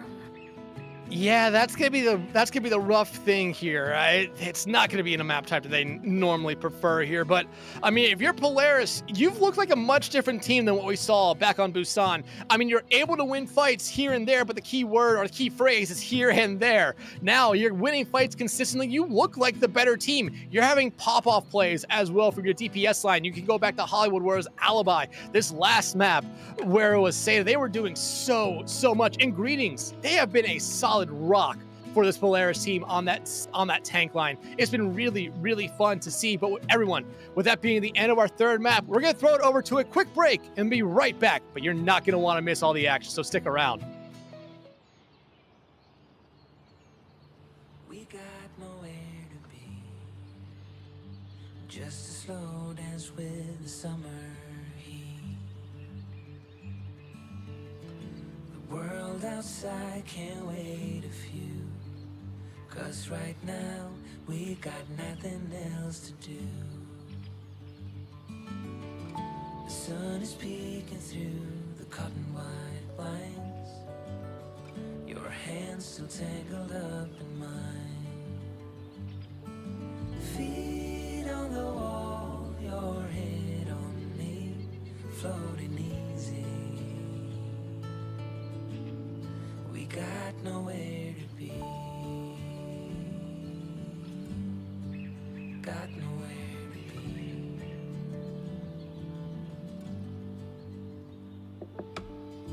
Your hair's a mess, but you don't mind. You just laugh, let it fall where it lies. Coffee's cold, but we take a sip, talk about nothing. Let the morning slip. Oh, it feels like that, like summer air through window cracks. Oh, it feels like that, like summer sun on quiet tracks. Oh, it feels like that, like the summer rain that falls so slowly on the naked skin upon your back. Oh, it feels like that, like a love song on a worn out track. Yeah, it feels like that, feels like that. Yeah, it feels like that. Na na na na na na.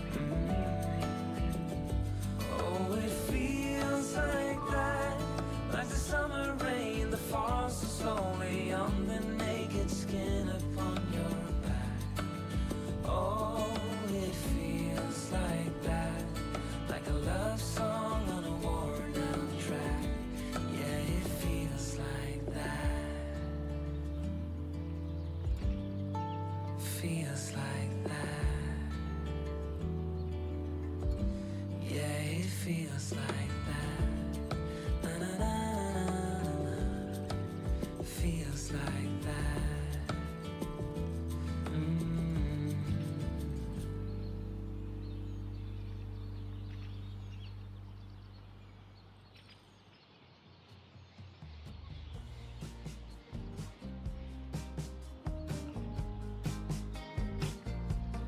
Where did the time go? How do we move so far away? Holding on, how much can we both take when love isn't at home? I can't hear what you're saying when love isn't at home. All right, welcome back, everybody.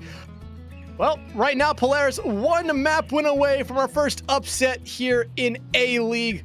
Primal Pineapples, I mean, they haven't looked the best these last two maps, but they've been able to keep it close. Polaris, they've been able just to find ways to win. Coming off the back of incredible performances from DPS players, a really, really steady and solid tank with Greetings. And that support line, while it has been rotating here and there in the last two maps, it's been scary, both maps we've seen them win. Yep, and I think that, maybe that slight break on Hollywood gave time for Clooney and Ghost to really figure things out and maybe take a look at how that Busan went and make the necessary adjustments, because they definitely showed those adjustments to take this map, to take that map win of New Junk City. But as you have said during, the behind the scenes, we are not leaving Australia. It is winter, it is cold down under, but it does not look cold down under where we are headed to. Yes, that is Junkertown. So back to where all things are, we are still in the junks of the junk cities. Yeah, we're still staying in that Australian continent, but like we kind of joked about, I wish I was there. It's winter there. It's a little bit cooler. It's definitely not low of 80, high of 96. Feels like 105 with humidity in the upper 80s there. If you can't tell, I'm very, very mad about how hot it is where I am. But bands coming out here, and while these bands will look weird on any other map, for Junkertown, they fit almost perfectly. Yep, this is a perfect set of bands for Junkertown. More so that Seta is very comfortable on this Widowmaker. So this Primal Pineapples ban on the Widowmaker is really just there to make sure that Seta does not run free in a character that he loves to play. And I think if you are Polaris, this Zenyatta ban is just as equally good, because you don't want Greetings to just be melting so easily on that Orisa, especially when we're more or less likely to expect Greetings to still be on that Orisa. Whether it was map 1 to this map, potentially 4, it might still be Orisa, because it's all day, every day horse. And, very fitting that there is also a gacha game that just came out recently involving horses. No, that game did not come out recently. That game has been out for a while. It just got popular. It got popular recently. There we go. We got popular recently. You are correct, because I had friends who had been playing it before, and it was even before it was English serialized. So, yes, horses are the new thing that are in right now, and knowing Polaris, or at least seeing what Polaris has come out with, it is still horses every day, all day. I think horses are the thing. I don't think horses are the in thing. Yeah, they're a little bit more popular right now. It's still just anime girls. That's it. That's it. I mean, we're not gonna beat around the bush here. It's just anime girls with a flavoring of horse. But now, nighttime Junkertown. No horse. No horse. Here, Thor. Damn. Already showing a different side, and substitutes coming in for Polaris yet again. We now are seeing a Life Weaver Genji. We heard it, folks. Life Weaver Genji. Life Weaver, I think, works very well on this map. Alibi, I mean, we saw what they did on Hollywood. I think if they can even do about 50% of what they did on Hollywood on the Genji, it's still going to be enough to really carry their team here. Seda, it doesn't matter what hit scan they're playing, they're scary on. They've been really favoring this Soj. Honestly, if I was Primal here, I probably would have banned out the Soj. You could deal with a Widowmaker. Soj, though, especially from Seda, has been a little bit more of a problem. No, No, 100%. And, you know, if Laser had stick to that venture, I think that would actually have been a pretty interesting scenario. Something going for a double flex DPS kind of scenario would just mean it's harder for Seta to just keep things on mark if there's something coming at you up, right, left, and center. But already, Laser pushing the cart forward, and everyone else from Primal Pineapple's taking the high ground. Yeah, but this is a normal kind of defensive hold here. You allow them to push it up this far. Seta already finds Ninja allows that backline for Polaris now to be a little bit more free, allows them to play a little bit more comfortable as well. Alphabet, not necessarily in the best of spots, really frontlining, not necessarily what you want to see your Baptiste doing here, but look at what that one pick does there. Primal Pineapples completely just has to back out, and didn't you see me just get hit by that rock out of spawn? Yep, Rock. Yep, he definitely did so. So for Polaris, you are now back to controlling this higher ground. Zimzef already leading towards this Baptiste window. And for Primal Pineapples, you're still trying to get a foothold on how to pincer everyone else from Polaris, who is playing pretty solid angles and hiding spots and swinging at the same time, which is such a key thing you should be doing as, you know, a core of a team. We didn't really talk much about Cam on the Ari here. I like this pick a lot, especially for what this map is on the first point. Second point, maybe not necessarily the best option, but a Captive Sun, especially with what you have on the rest of your team, could just be deadly here to Polaris. Zimzef, though, getting very low here early on. Primal Pineapple starting to get some more space on the cart. Amage is out here, and wow, that's a really good placement for it. Alibi gonna be taken out. Greetings gonna invest the Flux, but they just left themselves a floating target. Maybe you want to pull that one back there, old man. But right now, that's gonna be Primal Pineapple's basically capping point one. Yep, that's a very clean push from Alphabet, and you could see just Alphabet knows what they want, what he wants to do with these windows. Whether it is to enable his own sidelines or whether it is to just enable the sidelines of everyone else on Primal Pineapples. You saw at that moment, he really wasn't using it as much, but everyone else in Primal Pineapples got value from it. You have to four ultimates for this next engagement if you're Pineapples. Polaris, it's looking like a different story. You only have this overclock from Seta, which I say only, but sometimes Seta has done miracles with this overclock. I mean, we saw a 4K, a 3K, and a 2K last map. That's definitely something you can match here, especially with how good Seta has been in those last two maps here. Primal Pineapples, though, a lot of ultimates coming up here for them. Here's the overclock, but they're gonna be just rocked out of maybe a lot of it right there. Flux now coming out from Barry, but yet again, Barry kind of leaves themselves as a floating target. They're gonna be able to get the safety here. The Flux gonna be able to find one, but Zimzef should be able to keep himself alive, but no Cry. Gonna yoink them away right there. Greetings gonna take that rock that was meant for Seta. Now the Captain Sun coming out as Alphabet will find one. Cam, though, nice placement by them, just floating up in the sky. Tree of Life coming out here. The Sunbird's gonna be able to find one, but Greetings gonna be able to shut down Barry here. Polaris, if you want to get back in this fight, Greetings is your man. Make it 3 for Greetings here as Primal Pineapple is gonna be sent back to spawn here to rethink. And that was such a great play from Polaris to keep all the key players up from their team. So Primal Pineapples having to invest 3 ultimates, gets at least a cart under that bridge, but not really enough to continue moving it forward. But you forced out so many ultimates from Polaris that you might be able to get some value from this overclock and window that is going to be coming up in this next engagement, especially with how Alphabet has been playing. But Seta taking out Didn't You See Me might put some damper into those plans. It's going to put a little bit of a damper. Going to at least slow them down here for a moment. Barry, though, falling would basically end all the plans they had this engagement. But already look at that. Primal Pineapple just fully disengaging. Didn't You See Me not in the fight? They lost all their backline pressure, so they just had to regroup. Yep. Polaris, you have this Gantry Blade and there's the window from Alphabet. Gonna be opening it up right here. You see Greetings already using that grass just to make sure they don't really take a lot of damage. The shield here might be melted here, but you already see now the Flux and Blade coming out. Alibi with one, looking for a second one here as Cam running for their life. Laser gonna come in to save the day, but Zimzef right there to clean up Cam. Barry taken out as well. The Pineapples, oh, they have to go back to spawn and think yet again. Yep. Unfortunately for the Pineapples, it seems like being a summer-themed team isn't working well in the Down Under right now, where it is winter. Leaning towards this Polaris team to maybe do slightly better, but you still have that overclock from Laser. You should be able to open up with this. There really isn't any answer for Polaris to this just yet. Just make sure Zeta doesn't build towards his own respective overclock in this next engagement, and you should be completely fine. I think they're slowing down a bit in tempo when they should just be pretty much going in right away. Yeah, Barry, though, almost taken out here immediately. Has that Flux ready to go. Zimzep, though, going to start off with that Amp Matrix. And Barry, though, going to respond right back with the Flux of their own, basically just playing inside the small room on the ground floor here. A great play by them to make sure the Amp Matrix really finds nothing of value here. Now, though, Cry still does have a tree here. That is a very strong ultimate right now, especially if you want to take these close quarter engagements. Laser, overclock coming out here, gonna miss that jump onto the high ground as everyone now from Polaris could be playing around edges, playing around corners. Captain Sun coming out, and they want to get rid of Seda, and they're gonna be able to find the tree. Not gonna be enough to save them this time around. Zemzep taken out, and now the Sunburst, or the burst right there, gonna be able to, I think, melt down Cry. Yeah, Cam with 3, make it 4 as Iari. A huge pop-off play from them.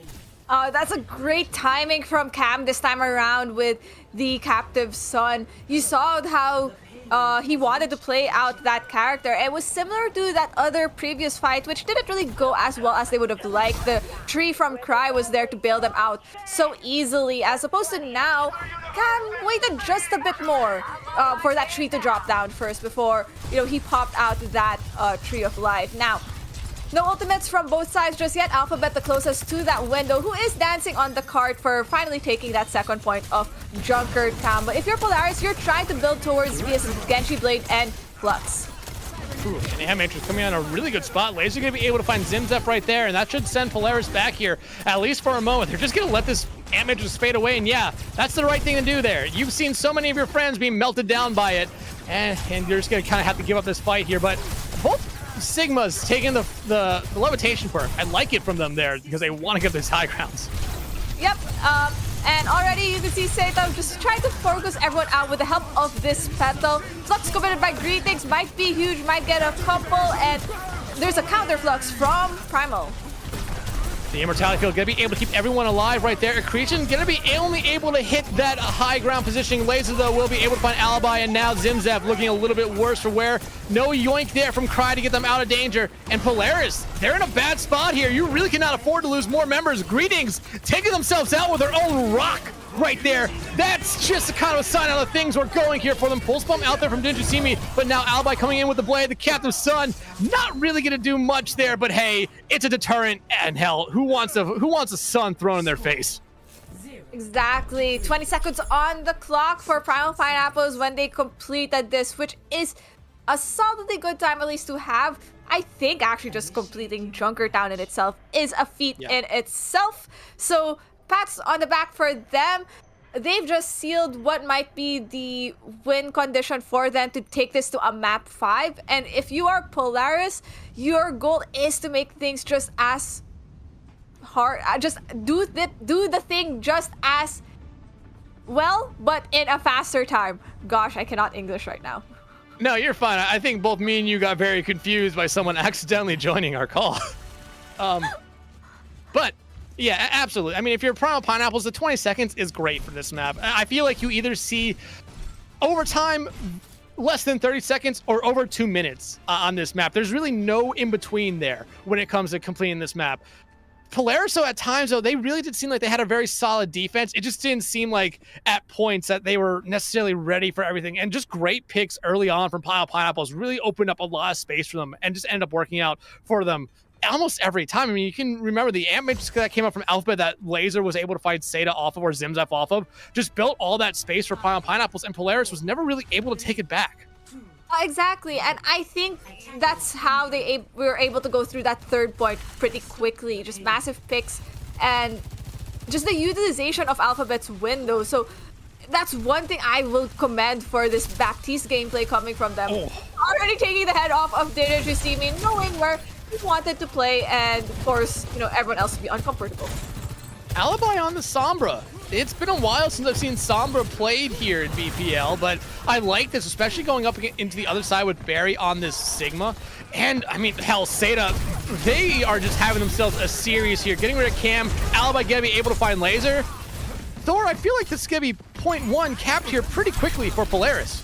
I mean, if you have someone like Alibi just bothering everyone else in the high ground in different angles, that's just all it really works for. And Cry just doing, you know, their job of pushing the cart and making things a bit easier for the team as they try to, you know, protect these choke points and windows to make sure that Primal Pineapples can't retouch. But we already see Didn't You See Me trying to turn things around, but low already is buried. Alibi already out here. Alphabet gonna be able to find one, but no ultimates really for either side here. Seda, though, I mean, they've been pretty good so far. Getting rid of Laser here early on, gonna even up the playing field right now as both sides are down to DPS. Alibi should be able to get back pretty quickly here. Already, Nemesis form being used here by Greetings as they really just want to get rid of Barry because they know once Barry kind of dies here, that's just the beginning of the end of this fight here for Primal Pineapples. And Polaris, though, you need to be finding these picks here a little bit faster. Alibi, hey, they're back in the fight, and they're gone as quick as they came back. Yep, this Barry is just really staying alive with the help of Alphabet because Alphabet is just being left all alone to just pepper all these healing and damage from high ground, getting two of the supports of Polaris at the end of the day. If you want to know why Barry is not dying on point, maybe we just have to look up. Alphabet's just there. Looking up is something that Overwatch players don't do a lot, let's be honest. But, I mean, Alphabet's been finding so much value on this Baptiste, this map. Same thing with Zimzep, but Alphabet has been just finding, well, a little bit more value, and that's why you've seen Primal Pineapples really win a lot of these fights here, especially in, like, some of these very, very do-or-die situations. Greetings looking for the healing Zimzep and those secondary fire heals, just not being able to land onto Greetings. There we go. Greetings now starting to get some help. Yep. Greetings are just like, hello, help me, help me. But already taking on to the point is Greetings, but picked out right away is Alibi, and that is not looking completely well for them. But pressured out is this Captain Sun. The Captain Sun gonna come out, but it's not gonna be enough to save their fallen tank. Overclock now out from Seda. If you can really find one more pick here, Polaris, you should be good to really cap up this first point. Overclock now out from Laser as Cry tries to juke away from it. Not gonna be able to do much there. Seda will shut down Laser's Overclock, but this looks like it should be Polaris here finally capping the first point. It took a bit of work, took a bit of time, but I think we got to it in the end with the ultimates that they definitely needed. They are entering into this next fight with a EMP of Alibi, who has been struggling just a bit after getting that first massive pick, because it seems like all the rotates are just being marked out by this Primal Pineapples team. They have a Flux, they don't have an Ilari, unfortunately, but hey, they still have that Flux and that Pulse Bomb, so they could open things up. And just, I mean, Seda has been doing so good. Pulse Bomb stick, though, from Didn't You See Me. Not going to be able to find anyone that time, as Big Alibi was the one that got stuck, and they just translocated themselves away from the problem. But Seda has just been so consistent finding early picks here that gives Polaris the space. I mean, look at this. Already about halfway through the second point push, you have an EMP, which I imagine you really want to use to cancel out Alphabet's Ant Matrix. There's the Flux, there's the Ant Matrix, and the EMP. At least going to be able to cancel a Flux, but not much else. A bad trade, but what is the really bad trade is you losing 3 other people in the process. Laser getting 3, trying to get the last one onto Cry, but it is looking like Cry is trying to fight for their life and is somehow not able to fight for their life. Laser with a 4-piece and a big stagger for Polaris. So switches coming along the way. Alibi going over to this Hanzo, which I think is much deserved in this next engagement. I think the Sombra has outlived its value. It is much harder to, I guess, set up in these tighter spaces of second point Junker Town. So a Hanzo pick to clear out where everyone is a great idea. So Primal Pineapples have no ultimates to work with just yet. Polaris is building up towards an annihilation, and that's a world of hurt. And honestly, once they get that annihilation, they have to play fast. Laser not that far away from their own overclock. They really should not, you know, patiently wait to use it for the right moment. They need to just play fast here with it now. Laser, though, going to have that overclock here sooner than what probably Polaris really wants. And Greetings maybe a little bit too far pushed up here right now, trying to get rid of Barry. Barry tries to fold themselves away, but a nice vortex to get them back down the ground. Seda now pops off with their overclock, finding one, finding two, and the pop-off plays. They are back here from Seda, who's found their second, looking for their third, not going to be able to connect with that high ground position. But Greetings will finish off the fight with the 3K, and that should be point 2 going over to Polaris. Yep, great job for Polaris for making that a smooth push to close out second point. 2 minutes and 28 on the clock. That means they have around 2 minutes to finish this point with at least the same time bank as Primal Pineapples. But if you are Polaris, your goal is to make this even faster, and by doing that, you take the high ground, which they have already done, trying to deny any of it from Primal Pineapples, as Barry is already trying to contest it and is dropping immensely low. Has to pop that Nemesis form pretty early. Gonna get healed back up almost immediately, but still, that Nemesis form now out from both sides. Laser gonna fall here first. Greetings gonna be able to find them, so that one-shot potential now gone from Primal Pineapples. And this is working out just how Polaris really wants it. They're just getting a lot of space here early on, but Primal Pineapples, they're not necessarily mad about giving up this space just yet. Yep. Now there's a fair swap for DigiCB to just contest this high ground, make a bit more uncomfortable for everyone else. But already they know where Zeta is, but Alphabet should not be trying to challenge a Sojourn if you are a Measly Baptiste. You really should, especially with how good Zeta's been this series. Rally coming out from Cam just to really keep themselves alive here. That Am Matrix from Zimzef on the high ground, I don't think got used at all. I think they were forced off of it here. Cam, though, going to be able to find Alibi. Greetings not that far away from another Annihilation of Primal Pineapples. I mean, they have ultimates to spare here. You really want to try to get one out here if you're Polaris, even though this looks like a losing fight. Laser gets the better of Zeta at 5 HP left. A good old wave to their counterparts. So, Primal Pineapples, you have 3 ultimates for this next engagement. If I am Polaris, I am just hard regrouping. I am going to wait for everyone else on the team, because this next engagement is going to be a bloodbath, a blood fight, because that's going to be 3 ultimates from both sides, both of them being an annihilation. And really, if you're Alphabet, I think you want to start off strong and get a massive pick on maybe a high sustain ultimate like a Life Weaver out of the question. That would be a really good start here for Primal Pineapples, but Cam making the late swap over here to a Kiriko now. Primal Pineapples gonna have 4 ultimates. Here comes number 1 with that Ant Matrix out from Alphabet. They want to try to melt down Greetings here very early on, but Polaris can kite this out. It's a huge bonus to them.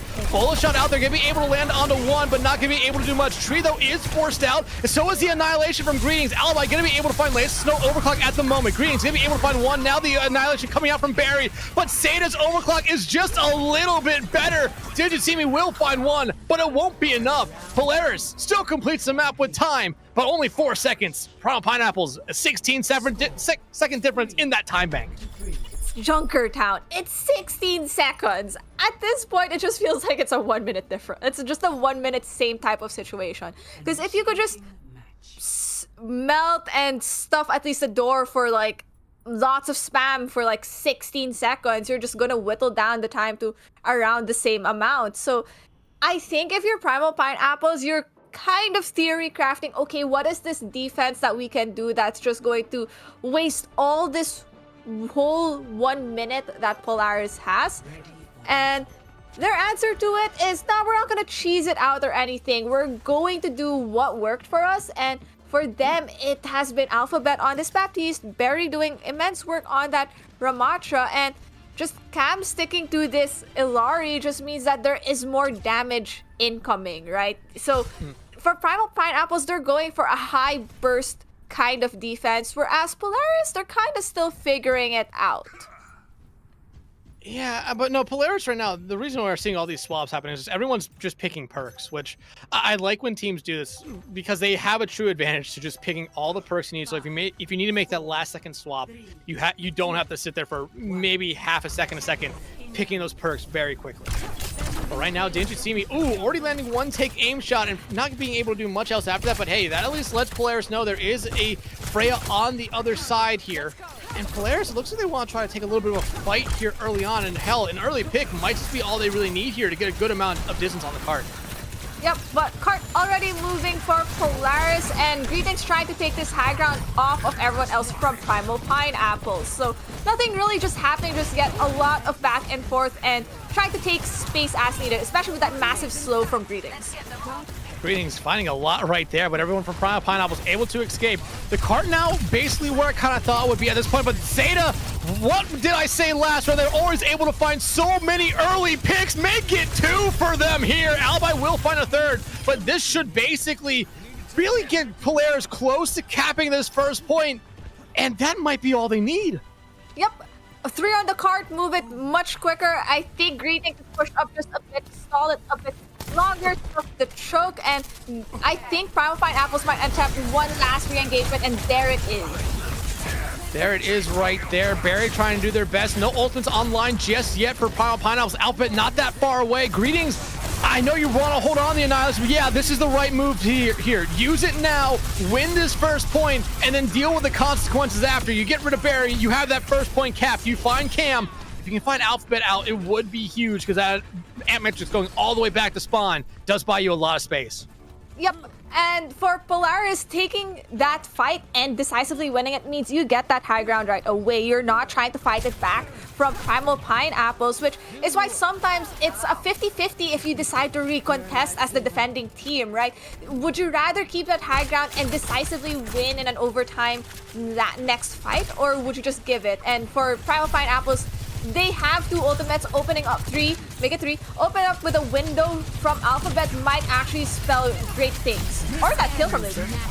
But Seda gonna be able to find one. Seda not gonna be able to find much else after they did use their overclock here. So right now, Polaris, you're already kind of in an uphill battle, looking to find Didn't See Me, not gonna be able to do it there. Now Deadeye out here from Alibi, looking to find anything they can. The pedal from Cry tried to come out to help him, but it's just not gonna be enough right there. As Barry now, the Annihilation ready to go. I would not be surprised if they invested here. Laser though, with their own overclock, trying to get rid of one, but there's the Annihilation, and Primal Pineapples, they want to stop Polaris here, and it looks like they should be able to just do that. Polaris not gonna be able to get back to the cart in time, but 48 meters into .2 push here, Thor. That is very, very good for them. No, that is very good, especially for that 1 minute time bank that you did have. So for Polaris, you've set your win condition.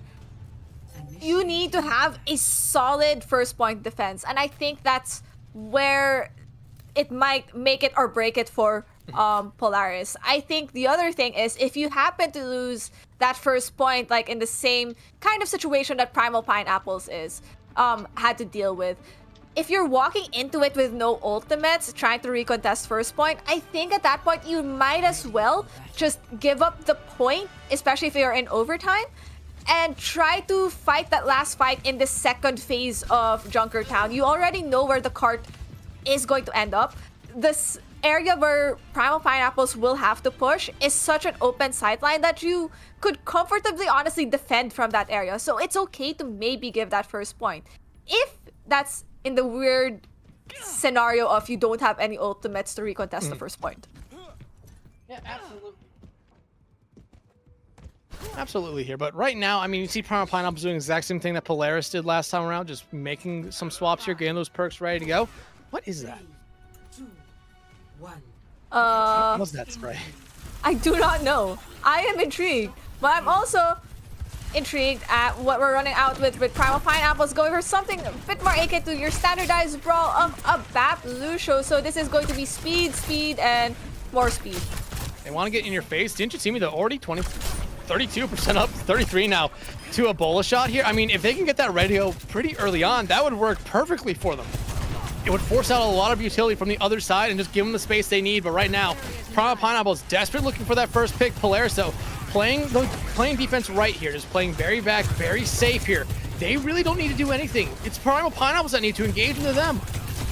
Yep, exactly. And you could see Laser trying to force out Zeta, who is doing like very soft peeks from that high ground. No ultimates to work with yet, but already building towards it is Didn't You See Me? Ooh, Zeta getting low, gonna have to fall back here. 22 seconds now on the time bank here for Primal Pineapples, and this is exactly what Polaris wants this cart to be. They want to have this close-quartered fight where you can see these Ramachas just throw fists. Alibi on this Cassie, we didn't really talk about a lot. I like it here for them. The flashbangs, the fan, the hammer, especially into a Nemesis form. Ramatra just will do so much. Ant Matrix out here pretty early from Zimzev Alpha, nowhere close to it. This could be final fight here if Polaris is able to come out on top. Primal Pineapple so building up to all 5 of their ultimates here, still waiting for the first pick. There's the Bolo shot out, not gonna be able to find anyone. Annihilation now out here from Greetings. Immortality field out as well from Polaris, as still no one has died just yet. A trade from each way, beat Investigator, both almost all the ultimates out here from Pineapples. If you're Polaris, I mean, I think you die on card here, but you've left yourself in a pretty good spot since 3 of your teammates didn't build up to their ultimates just yet. Yeah, no, that's exactly the point. If I am Polaris at this moment, you've hit that overtime mark.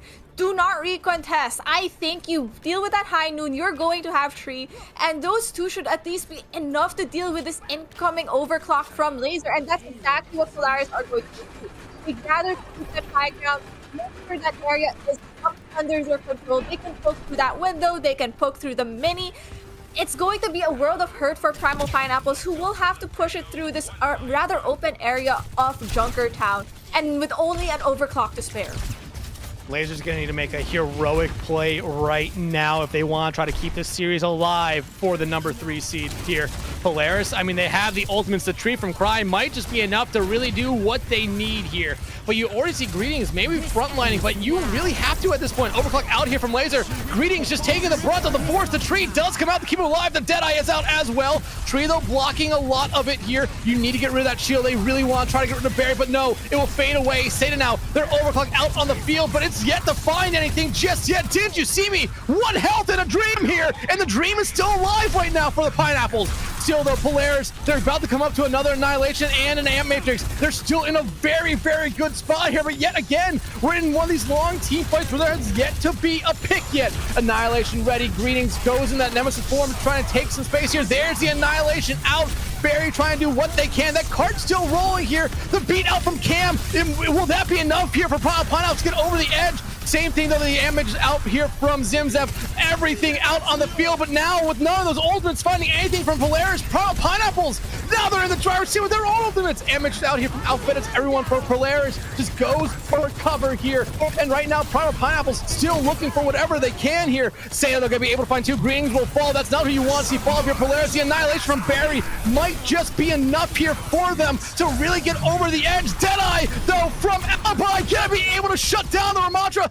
Alibi with 2. Alibi gonna complete the upset here for Polaris. Oh my god, how things just don't work the way it should have in these fights. At the end of the day, that's just all it is. Also for Polaris, they turned things around, proved the upset for the A-League, and they've set themselves comfortably, at least for going to this next round and forcing essentially what was a number 3 seed to have to fight it out in the lower bracket. And I mean, this was a really, really good map for both teams. Pineapples, I thought they really improved on the performance we saw in New Drunk City, where, yeah, they lost that one 3-1, but it was still very close. And this map, again, still very, very close between these 2 teams. But Polaris, they were able to find ways to win here in these final 3 maps, whether it was great plays by the DPS line, Greetings being a solid tank, or any of that support, any of those 3 support players we saw, they all did an incredible job. They'll be moving on. Yep, they are definitely going to be moving on, and it is a hard-fought victory for them. They are going to have to go up against Corrupted guys who they've never really played up against this team, so this is going to be their first matchup against them. So it's going to definitely be looking exciting, to be an exciting match between Corrupted guys and Polaris. On the other side though, Primal Pineapples will have to work their way up to deal with Maron Mallows, and well, they did beat Maron Mallows the last time, so I think that is still something that they should be able to do. I think just figure out, okay, how do we win now these scrappier, long drawn out fights? Because wow, that was a long drawn out fight on that last map of Junkertown.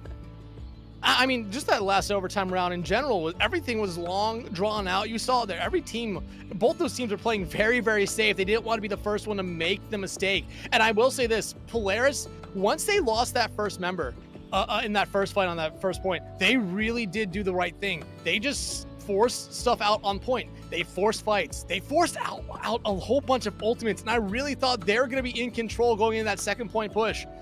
But no, I mean, every ultimate they had kind of just went by the wayside. It took a second Deadeye there from Alibi to complete everything. Yeah, 100%. And really just clutching it out, even with the Genji ban, right? Like, oh, well, no, Genji wasn't banned.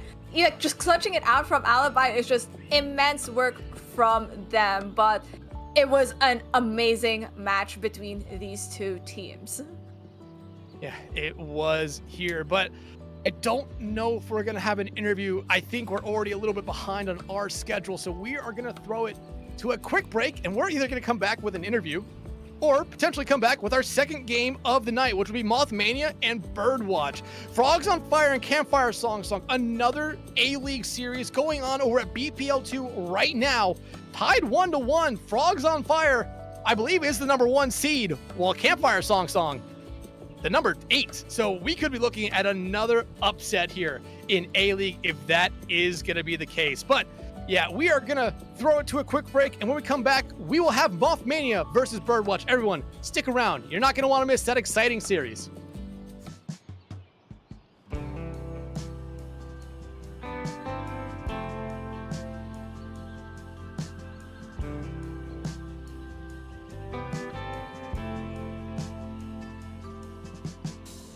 Your grace is love beyond all means. It breaks the chains and gives strength to the weak. When I am lost, you're there with me. Your grace alone can set me free.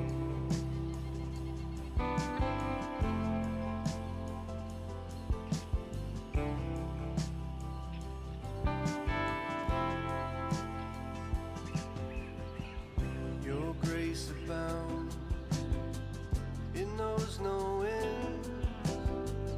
It covers me and is my defense. When I am weak, you're strong for me. Your grace alone can set me free. Your grace alone is good enough.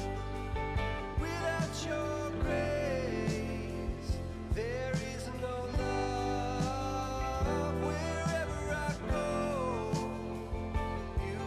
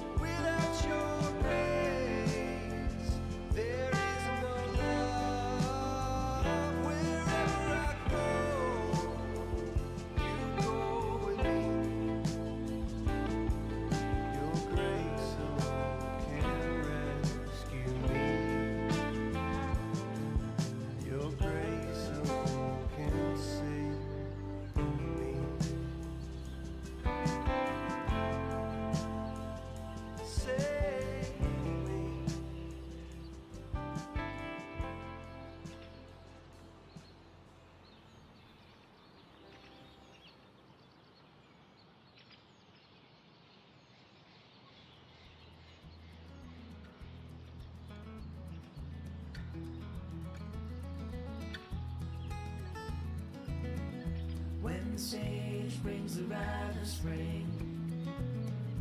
Morning dove and the sparrows sing.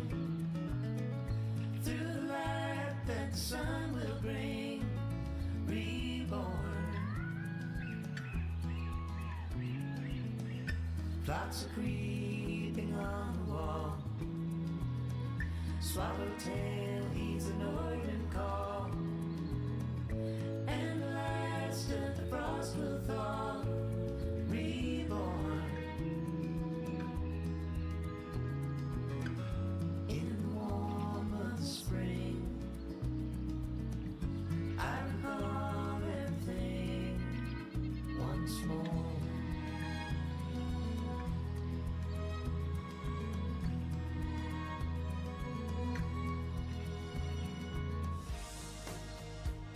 Welcome back, everybody, to more BPL Season 7 playoff coverage. My name is Bowsy, and I'm joined here by Dexatron on the cast. Other direction, Bowsy. There you go. Dexatron here on the cast as we're jumping down to the B League here for our main broadcast. But first, let's just take a look at our quick schedule here, recapping everything that we had in the day so far here today. We just, of course, witnessed Primal Pineapples lose to Polaris in the A League. And right now on BPL 2, Frogs on Fire are facing off against Campfire Song.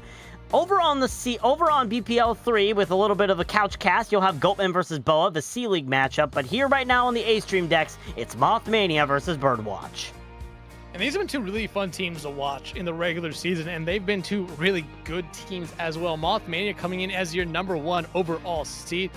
They have a couple of our friends on it. I mean, Headrammer is on the team, so you have to imagine with the man who's that ball, they're going to be really, really good. BirdWatch, though, they have some players on here that I recognize, but a lot of new faces. That's what's most exciting for me coming into here. I've watched them a little bit throughout the regular season, but they always seem like a team that was just 1 or 2 fights away from maybe making a lot of noise. And you have Mooney, Totoroto, Calicarch, Salad, Dolai, Creo, Rio, and Mimi on this team. I mean, a very good lineup, but like I said, this is some of the first times that I'm actually going to be able to cast this team, or these players.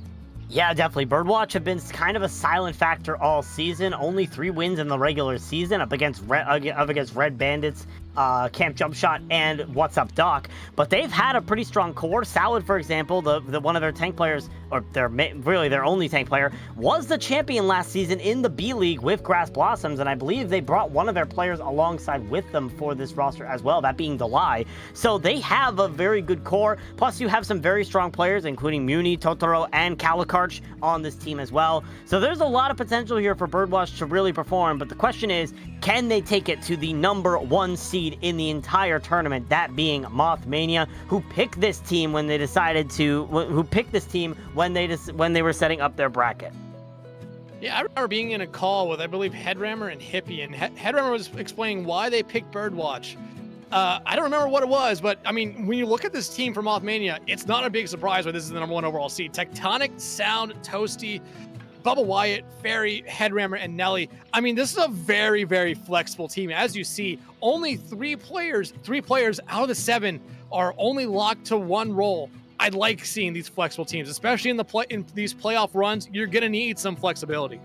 Yeah, the flexibility can really pay off dividends here, especially if your players can play those opposing roles. If Bubba Wyatt's tank pool is not up to snuff, sub in Toasty or sub in Nelly on that tank role. Sound may not have a good DPS pick. Well, you can put Bubba or Toasty or Nelly on DPS. That sort of flexibility can really help these sort of teams and help propel them to success. And that's probably why Mothmania are the number 1 seed, is because they've had this flexibility and they've been able to adapt in these situations to find success throughout the entirety of the season. So there's a reason they're number 1, but now they got to show for it. The playoffs are here. It's a much more intense competition. You now have to win 1 more map than you had to in the regular season, which means now you have a lot more pressure on you.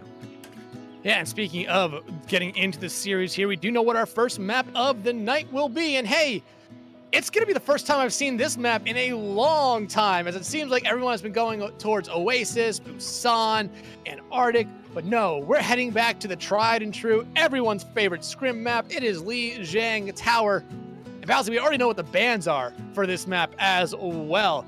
It's going to be a May and a Baptiste ban coming out here. I like it. I really do, especially with how prevalent Baptiste has been now in the meta here. And in these last couple weeks, getting rid of them here allows you to maybe play a little bit faster for composition, and just banning out Mei. I feel like it's just the right thing to do, especially with some of these maps like Launch Control Center and Gardens, where ice walls just will destroy you. Yeah, definitely. As a fellow tank player, I think Mei is actually a very good ban for tanks because it enables you to play a lot of these brawl compositions without having to get punished by ice walls or frozen by Mei or having to be slowed down by the icicles. Mei is a very underrated ban, but on the other side, banning Baptiste means playing those brawl compositions can be a little bit more challenging, but there definitely are other supports that you could sub in for that role, so it'll be interesting to see what these two teams are planning to bring out here for this first map. It'll be interesting to definitely see, because again, Lijiang Tower, mostly a brawl map. You can probably get away with a sort of dive style on Gardens and maybe something out of the blue on Lijiang Night Market. But for the most part, Lijiang has always been seen as a brawl map. It's always been seen as a scrim favorite, as you mentioned. So it'll be interesting to see how these two teams are going to approach that strategy here. Yeah, absolutely. Especially with how good Orisa and Ramatra are right now in the meta. Without having either one of them be banned out here, really does allow you to play into that kind of heavy brawl playstyle. Winston could be one that I see here come out at certain points. Control Center might be the only one where you really don't truly see it, but you could definitely try to force it if you want. Hazard, being that kind of hybrid between a dive tank and a brawl tank, definitely could be something you see out here. But without the Mei, I mean, I feel like you're going to be seeing a lot of the same DPS lines here from these teams. Something with a Cass, a Soj, and then probably a Tracer. I'm not going to count out seeing a Symmetra here. Symmetra, this might be one of her best maps in general. We kind of already talked about the support line. Lucio is going to probably be the name of the game here. And partnering with them, I mean, Juno's there. You have Kiri there, Lifeweaver, Brig. I mean, you leave yourself a lot of options on that support line still. Yeah, definitely. We'll have to see again what these teams are going to bring out here. It is worth noting that in the entirety of the regular season, we mentioned Mothmania is the #1 seed. They went undefeated in the regular season, but 3 teams were able to take them to a map #3. BirdWatch were one of them, so we'll have to see if Mothmania are going to be able to hold off BirdWatch here when it matters the most. As we take a look here at our initial lineups here, and already seeing a little bit of these hero picks here as it looks like we're loading into the Gardens here. We already see Mothmania deciding to go for the horse, but BirdWatch, they're deciding to go for a more dive style here, Dex. That doesn't surprise me, but also just one thing, BirdWatch themselves, they played 5 map 3 series in the regular season, only able to end up winning one of them. I mean, you flip around some of those games, and you could be talking about BirdWatch being one of the best teams here in this B League. However, they find themselves here now, and I don't hate the Hazard pick here. Like I said, I thought Haz would be a great option, especially for this map in general. Just being able to really jump those gaps. Could find a lot here. Dolly, though, trying to maybe find a boop kill, not going to be able to find it just yet. Bubba Wyatt, though, you don't want to see the Centaur that low that early. Yeah, Bubba Wyatt might have stepped 1 foot too far into the glue factory there. Thankfully, he's able to stay alive. Thankfully, he's able to stay alive with the help of their support line. But you can already see the BirdWatch are committed to trying to burn down this Orisa from Mothmania and trying to get rid of Bubba Wyatt as quickly as possible. They're going to be able to establish a little bit of foothold here on the objective, but now Bubba Wyatt starting to make their way in, using these cooldowns from Orisa. The Fortify burnt out, the Javelin Spin being used to keep themselves alive. But again, so much help being whittled away from this Orisa, thanks in part to the lack of a Baptiste here. And Mothmania are just struggling, keeping their Orisa alive, and that's not going to make it any better. Delay gets the first kill on the Bubba Wyatt here with the boop. Fairy tries to get the return kill, but is unable to get that final blow. Mooney forcing Mini to jump off the map right there. I mean, BirdWatch is exactly what you wanted here from them. It actually looks like Mini TP'd up into the pit. An unfortunate start here for Mothmania, but right now, I mean, you're making the swap over to the Cassidy. I like this a little bit better than the Soj. You want to be able to stop Salad from making those dives. You also want to be able to stop Dolai from just being able to harass the backline, especially when you're around these edges. Because look, they're already looking for the boop. Nice play, though, by Bubba to make sure they are nowhere. They're not going to be able to find a pick just yet. Yeah, Delay got away with one boop. Bubba Wyatt will make sure that they're not able to get away with another one. Salad, meanwhile, is trying to press her out the backline. Meanwhile, Totoro, however, is killed out. But now it's for 2. Salad able to get Bubba Wyatt and Mini burnt down. They will sacrifice their life for it by dying to the hands of Tectonic. But right now, BirdWatch are in the advantage. And now Muni getting rid of Fairy means it's almost all but certainly going to be a win here for BirdWatch. That being said, though, it's still back and forth. BirdWatch able to get rid of Toasty here with the help of Delay yet again. And Tectonic, the last one to die on the point. But still, BirdWatch retain control. That was certainly a pulse bomb of all time we saw there from Mooney. But, I mean, with that late stagger kill there on the Mooney, I mean, you can really see Mothmania try to come back in and play fast. I mean, Continue Rush is ready here for BirdWatch. They're going to use that pretty early on. Beat a lot of the other ultimates for BirdWatch here. Going to be ready to go pretty quickly. Mothmania going to really need to invest heavily in this one, but I don't think they're going to do that anymore. Yeah, definitely, absolutely not. When you're down Bubble Wyatt and Toasty, it means it's just going to be easy here for BirdWatch to take this win yet again. And now Mothmania are basically pushed into one-fight territory here on Lijiang Gardens. And, like, here's the thing. Throughout this entire map, Mothmania not really been able to build up to any of their ultimates. You're now just starting to see some of them come out, but BirdWatch, they're starting to invest all theirs here. Yeah, and they're just immediately pushing right into the enemy team right now. BirdWatch just continually... Mothmania just having a lot of trouble pushing in, but now finally the picks are going in their favor. Bubble Wyatt's Tectonic Shock able to get, or not Tectonic Shock, Terra Surge getting out the field, and Toasty able to clean it up here, but Mothmania will be able to flip the point. I mean, costly, a very expensive fight there for both teams, but if you're Mothmania, you really had to have it be a costly fight. BirdWatch, you have time. You're okay investing a couple ultimates here and there, because hey, if you won the fight, you won the point.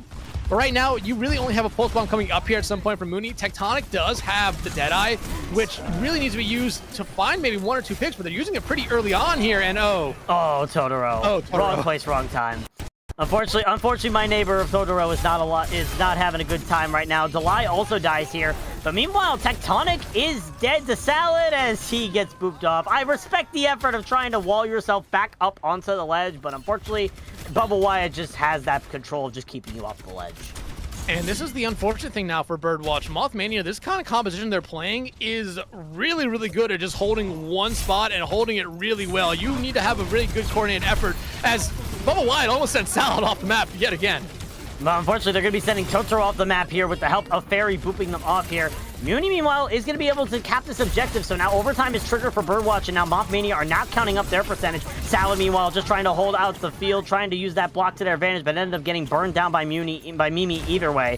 Toasty, meanwhile, looking for some sort of spawn camp move here, trying to stop the rest of the members coming in. And meanwhile, Muni able to get rid of Tectonic. Now Totoro able to get rid of Toasty. BirdWatch are starting to come back into this. Mothmania will be able to flip the objective, but now they're down Mini. It's only Fairy and Bubble Wyatt alive right now. Bubble Wyatt might be forced to use this Tectonic Shock, or the Terra Surge to clean up the field. They get rid of Delay, but it's once again Totoro popping up when it matters the most. They were not happy about getting hit by that Deadeye, cleaning up the field with the rest of their team, and now Mothmania trying to come in for the stagger objectives. Toasty was there to touch, forced to use the recall, but now here comes the Continuous from Mini, but they're immediately dead. Deadeye from Totoro just there for cleaning up measures as Fairy's there on the objective, trying to stall it out for the meanwhile. Bubble Wyatt is also back on the Doomfist, but again, there's just nothing here for the side of Mothmania. No ultimates in play, and right now, no characters left alive in the field as BirdWatch are going to take the Lijiang Gardens first. A good opening point here for BirdWatch. Again, they're coming in as the underdogs here. You really want to send a statement very early on here, and they sent that one. That was a really, really good performance by them. Mothmania, I felt like they just didn't necessarily have the start they were looking for. And yeah, that's easy to say because they lost, but the composition they ran, I mean, you would look at saying, hey, it should be able to go toe-to-toe with BirdWatch, but I think Salad, Mooney, and Totoro made a huge difference there. As you look at the stats here, for Bubble Wyatt was able to get 12, Tectonic 11, but you start looking at the other side. I mean, Salad just did so much on that hazard that I think it gave Mothmania a little bit too much of a problem. However, they want to deal with the Scotsman this time around. Only the Centaurs now for both sides, and almost a mirror match here, but Totoro going over to the Soj instead. Yeah, it's going to be interesting to see the battle between Sojourn and Cassidy here. It's determined on damage versus consistent damage versus pick potential here for both of these teams. Mothmania right now trying to take this white room as Salad is not joined with the rest of their team in there, so it's going to be Mothmania taking the control here early. And again, we saw Mothmania run on that brawl composition to start off. They are clearly more comfortable on it here, deck, and right now they're showing that they know how to run this brawl composition on Lijiang. Chelsea just trying to harass the backline here, trying to get rid of Mooney. And right now, they're basically just playing musical chairs on that large health pack, making sure whoever gets it's going to be able to probably end up winning the fight. A boop kill trying to come out there from Fairy, but hey, Tectonic at least going to be able to find Dolai, and that really should give Mothmania all they need here to get this first point cap. Yeah, Mimi, however, is dead, so now the only support here for Mothmania is Fairy on that Lucio versus Mimi on the Kiriko here. It's still a back and forth affair. Totoro is dead to the side of Tectonic, who finds 2 so far. A headshot into Muni as well to turn the tide once again here. Mothmania relying on Tectonic's mechanical skill, it seems like, and it's going to do them wonders as he finds 3 in this fight to turn it around.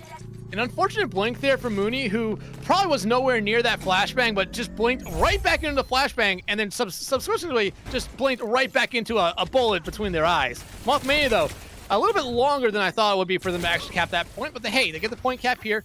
Ultimates, though, about to be ready here for both sides. Granted, Deadeye gonna be ready here for Tectonic before anything else. I would not be surprised if they use it just to build up some percentage here and some space for their team. Tectonic fanning the hammer, trying to put all that damage into Salad. Meanwhile, Totoro finds the first pick here, getting that kill onto Mini to start, Mini to start off, excuse me. As it's going to be BirdWatch just immediately flipping the objective. Mothmania not even willing to really contest it. They're just going to wait until their cure goes back. Yeah, they really want their Kiri here. Mimi, though, gonna have the Kitsune Rush Mini not that far away. God, that's gonna be a... Terror Surge ready from both sides, but Tectonic, I like this play for them, using that Deadeye here early on. Cannot get jabbed out there. Yeah, they are going to get hit by the Javelin skill here from Salad. The Caster Curse in full force here. Now Bubble Y pushing in here with the Terror Surge. Going to be spreading out the members here as now Salad uses their own. Forces out the beat here from Fairy. Meanwhile, the Pulse Bomb lands on Tectonic, but it's still Mothmania finding 2 kills. Muni and Salad now removed from the fight. Delay trying to hold up the objective, but it's Bubble Y cleaning up the field here and leading Mothmania to yet again cap this point in their favor. It's going to be 40% here taken by BirdWatch. A little bit extra here as Mothmania still capping the objective. Give it 43% right there. And hey, really good fights there by BirdWatch just to make sure they dragged it out as long as they could. And Dola has been doing a really good job just stalling out points. I wonder if both Tracers know they're basically standing right next to each other. Look, just take apart the glass walls like the dogs in the room. Meanwhile, Tectonic in the main line is able to get the kill onto Dolai to start off the fight. So BirdWatch are already down their speed moves and their beats, so they don't have any of that sustain, and rightfully so. They're just going to back out of the fight and wait for the next one. I mean, both these teams are smart. They know when to disengage, and well, Salad almost got disengaged there by the Javelin, but right now, Ultimate's not really ready for either side. BirdWatch, so they're gonna have the slight advantage here. That beat and overclock really should be able to carry them. Dolai starting off here right now with the beat. I imagine the overclock not that far away. Beat engaged from Delay. Now Totoro on the objective here. Mothmania already retreating all the way, and they're able to get the first kill onto Delay here as BirdWatch are setting up on the objective. The point cap will go through here as now BirdWatch are able to take the point back in their favor, but Mothmania not too far behind. Starting to make the rotations, making their way back to the objective. Bubble Wyatt facing off against Salad here on the Orisa battle as Salad is forced to use that fortify way too early. Totoro back into a wrong corner, ends up getting killed here by Bubble Wyatt, and Delay dead to Tectonic again. That's 2 times in a row Delay died in that fight. They died first, and then they died first again, Dex. You know, that we just look at that as, you know, they're just not having a good time at the moment right there. They died first, they came back in hoping they'd be able to help their team and died first yet again here. But Mothmania, they're in a really good spot here with ultimates. Deadeye out from Tectonic, and they really need to stop using those in corridors. Yeah, Tectonic unfortunately needs to be working on their positioning game, if anything, right now. They use it right in the middle of the straight, but now Bubble Wyatt's going to come in with the Terror Surge. Lands it on the multiple members, and now Totoro and Mimi are dead here to start off this fight. Overtime now triggered for Mothmania, trying to finish up the kills, but Salad has their own Terror Surge and is able to get rid of Mini. Delay, however, is dead as well, so now BirdWatch have no supports left, and now Salad is left to rot in the rest of the point to the hands of Bubble Wyatt. Mooney goes in for the Pulse Bomb. It does land on the Tectonic, but they still need to try and stay alive here. Now here comes that overclock from Totoro. A little bit long for that to come out, but they're able to get the kill on the Fairy here. It's all on BirdWatch just trying to stall this objective, but Mimi and Totoro are once again dead. Delay's back to try and help out. They force out the recall here from Toasty, but now Salad's back on their signature Wrecking Ball, trying to find the kills here. Toasty's taken out of the picture here by Muni, and now Mini forced out to use that forced out to use that fade. Is getting chased down by Delay. The Reddit Lucio play working to Delay's favor here. They will sacrifice their life for it, but now it's Salad and Muni on the point right now. Totoro coming back in with the Sombra as well, just trying to clean it up as Bubble Wyatt is felled. And now Mothmania forced to secede the point yet again. BirdWatch, take it back. I was going to say, Bubba lived way too long in that engagement. That was the only thing that was keeping Mothmania contesting that point, was just Bubba themselves. But Totoro now on the Sombra, especially if they can really make Bubba's life a living hell here, it's going to give Mothmania a big amount of problems. However, BirdWatch, you're about to come up to both your support opens, not that far away from your own Pulse Bomb here. Mothmania, you really need to win a fight here before ultimates get ready, because you're only going to have a Terror Surge here. You're way far away from your support ults. Yeah, Bubble Wyatt's Terra Surge is going to be the win condition here for Mothmania, or that perfect Javelin. Mimi just barely able to fade back onto the high ground. Totoro was able to get rid of Fairy, though, so now no Lucios are in the field as Delay also died there first. Yet again, take a shot every time I say that this match. Mothmania, however, now kept the point back. Overtime is out triggered, and they get that perfect kill onto Totoro. Bubble Wyatt cleaning up the field here. Salad and Totoro dead to their range. Tectonic gets the kill on the Muni. Delay's able to unleash their beat. Now it's Mimi and Delay with the beat on this objective right now. Mimi's going to pop the Kitsune Rush in the middle of the objective as now Mimi's flowed in by that Terra Surge. It gets shot down with the Javelin in the ground. Mothmania able to take Legion Control Center in a very closely contested map. Yeah, but they really needed it there. They looked like the better team throughout. BirdWatch, they made it interesting, though, especially with those late swaps. I really wanted to see that Sombra work for them. The Wrecking Ball, I thought, was slowly building up the stuff here. Now the stats basically evened out. Dolai, yeah, they're not having a good time right now. They're really not. But hey, still 19 elims, 15 assists. That's nothing to scoff at.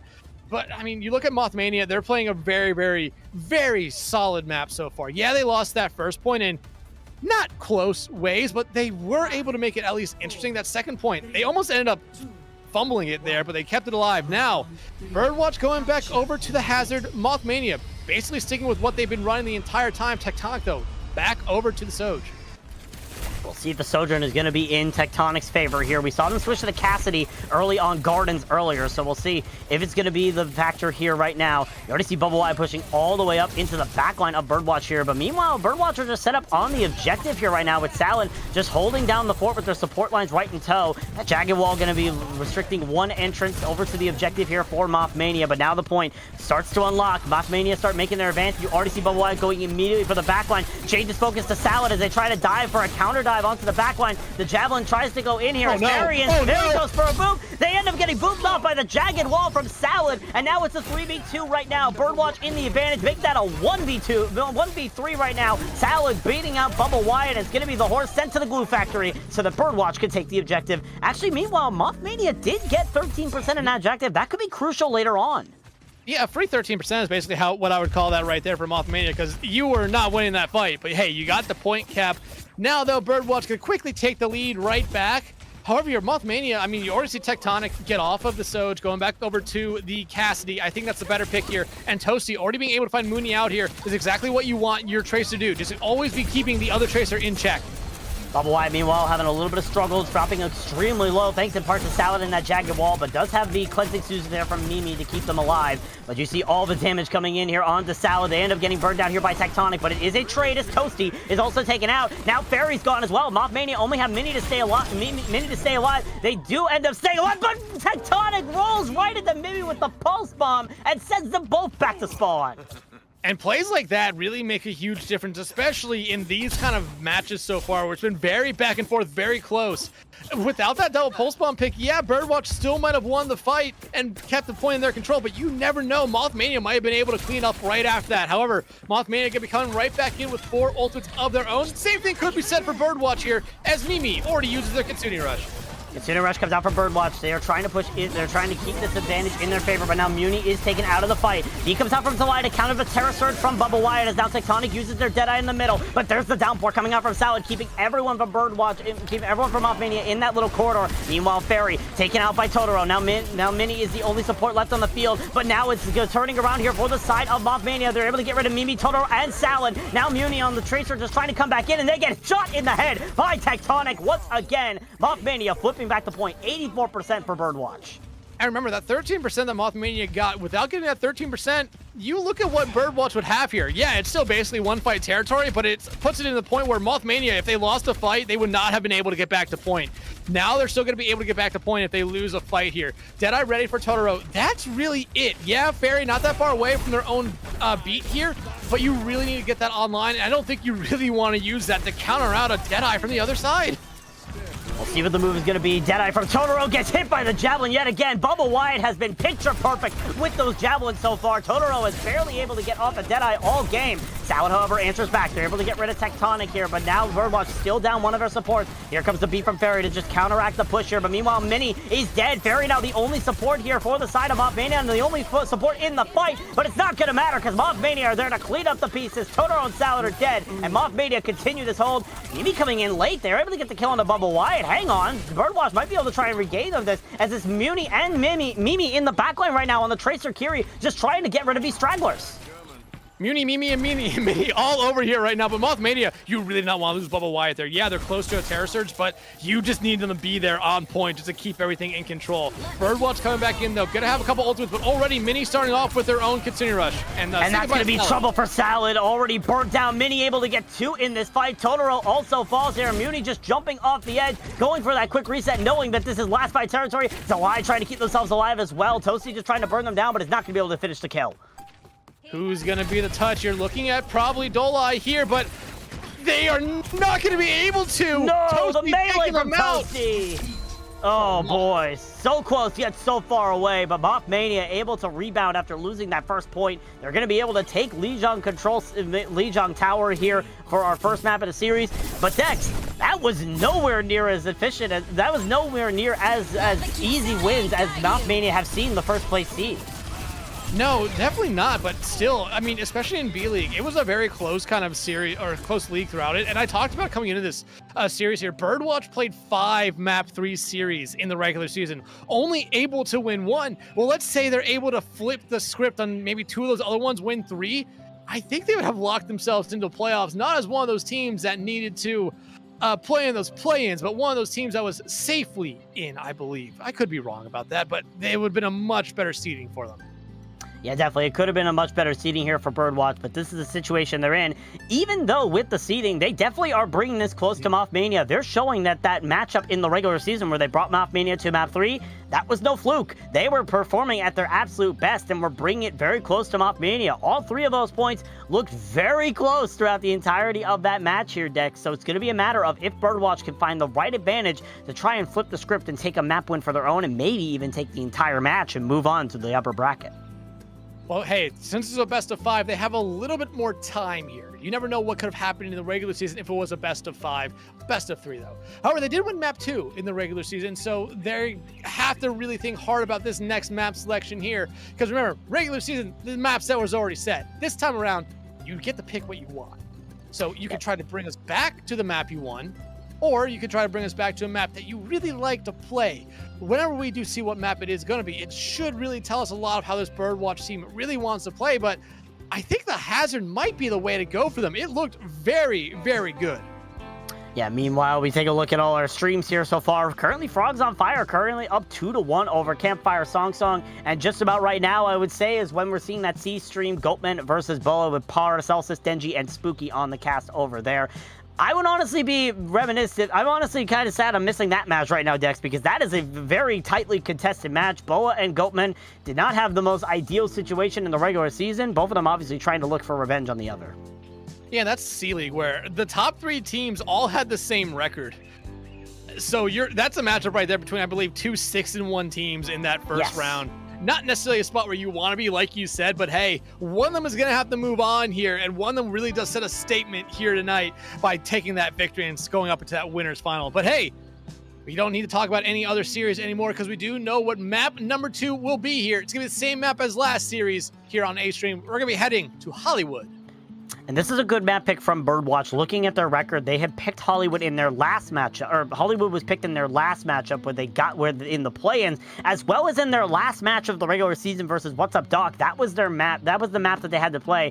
Both times they won. They are currently undefeated on Hollywood. Meanwhile, their opponents, Mothmania, yes, they did win in Hollywood up against Bluff Creek Big Mode in their last matchup, but that was still a pretty close matchup between them and Bluff Creek. So it'll be interesting to see how Mothmania decide to react to this, especially when it comes to these bans. They're banning the Hazard to start off here, Dex, and this probably is the smartest move they could do.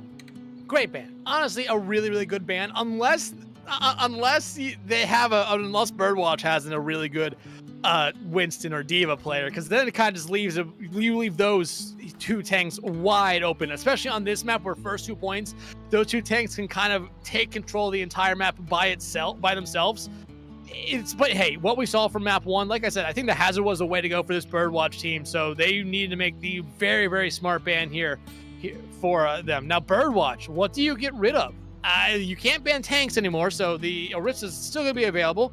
Do you go after the support line? We basically saw a mirror match there. If you go after the DPS line, yeah, we did see a little bit more variety, but it was just either Soj or Cass being banned out. But no, for the second time tonight on the A stream, we're seeing Ashe be banned out here. And that definitely is an interesting pick, but I definitely get the vision here from BirdWatch. Ashe is very powerful on Hollywood, especially on the high grounds here on that first and second point. I don't blame them at all for banning Ashe here because you can get a lot of value out of those long sight lines with the Ashe. The Dynamite can do a lot of pressure, especially depending on what hero you want to play. And as well, Bob can be a very good nuisance if you're not careful about it. So I get the ban here from the Ashe here from the side of BirdWatch. It'll be interesting to see what Mothmania are going to do around that ban and what BirdWatch are going to be doing around the Hazard ban here. Because, again, they clearly wanted to try to play that Hazard a lot there on Lijiang Tower, and it did show some success, especially on Lijiang Garden. But the question is, do they have something else in their back pocket that they will be able to get the win here on Hollywood with? I mean, you could definitely try to still play Brawl here on Hollywood, but you need to have a couple heroes that really help you out. Either you need to play a very fast Brawl with a Lucio, and probably either Juno or Kiriko, or you can try to play Sim TP strats and just TP up onto that backside of the point high ground just to destroy the supports that are normally sitting up there. That's a very risky strategy, because if you do it once and fail, then you kind of have to just go back to the drawing board, because there's no way that the defending team is going to fall for it a second time. But right now, I mean, Mothmania, they were able to win that first map. Like you said, at the end of it, probably a little bit closer than what they wanted, but I think that was a good wake-up call for them. Again, they're coming as a #1 seed. They got to pick this team. So to have BirdWatch immediately respond with such a good performance there has to get them on their A game here pretty quickly, or else BirdWatch might be able to come back and take this series. Well, it's probably a good response that they did ban the Hazard, because I did just look at the records here for BirdWatch's 2 times they played on Hollywood. In the 2 times they played Hollywood, there is a 50% rate of them of Hazard being banned on Hollywood. The one time it was banned, their score was 4-3. The other time it wasn't banned, their score was 3-1. Make of that what you will, Dex, but that tells me that they may not be ready for a non-Hazard Hollywood here as we head into our second map. Again, BirdWatch's map pick. We'll have to see what they're going to be able to do here on Hollywood without Hazard in their back pocket. I mean, it's going to be very interesting. We do see some subs here, though, for, I believe, both sides.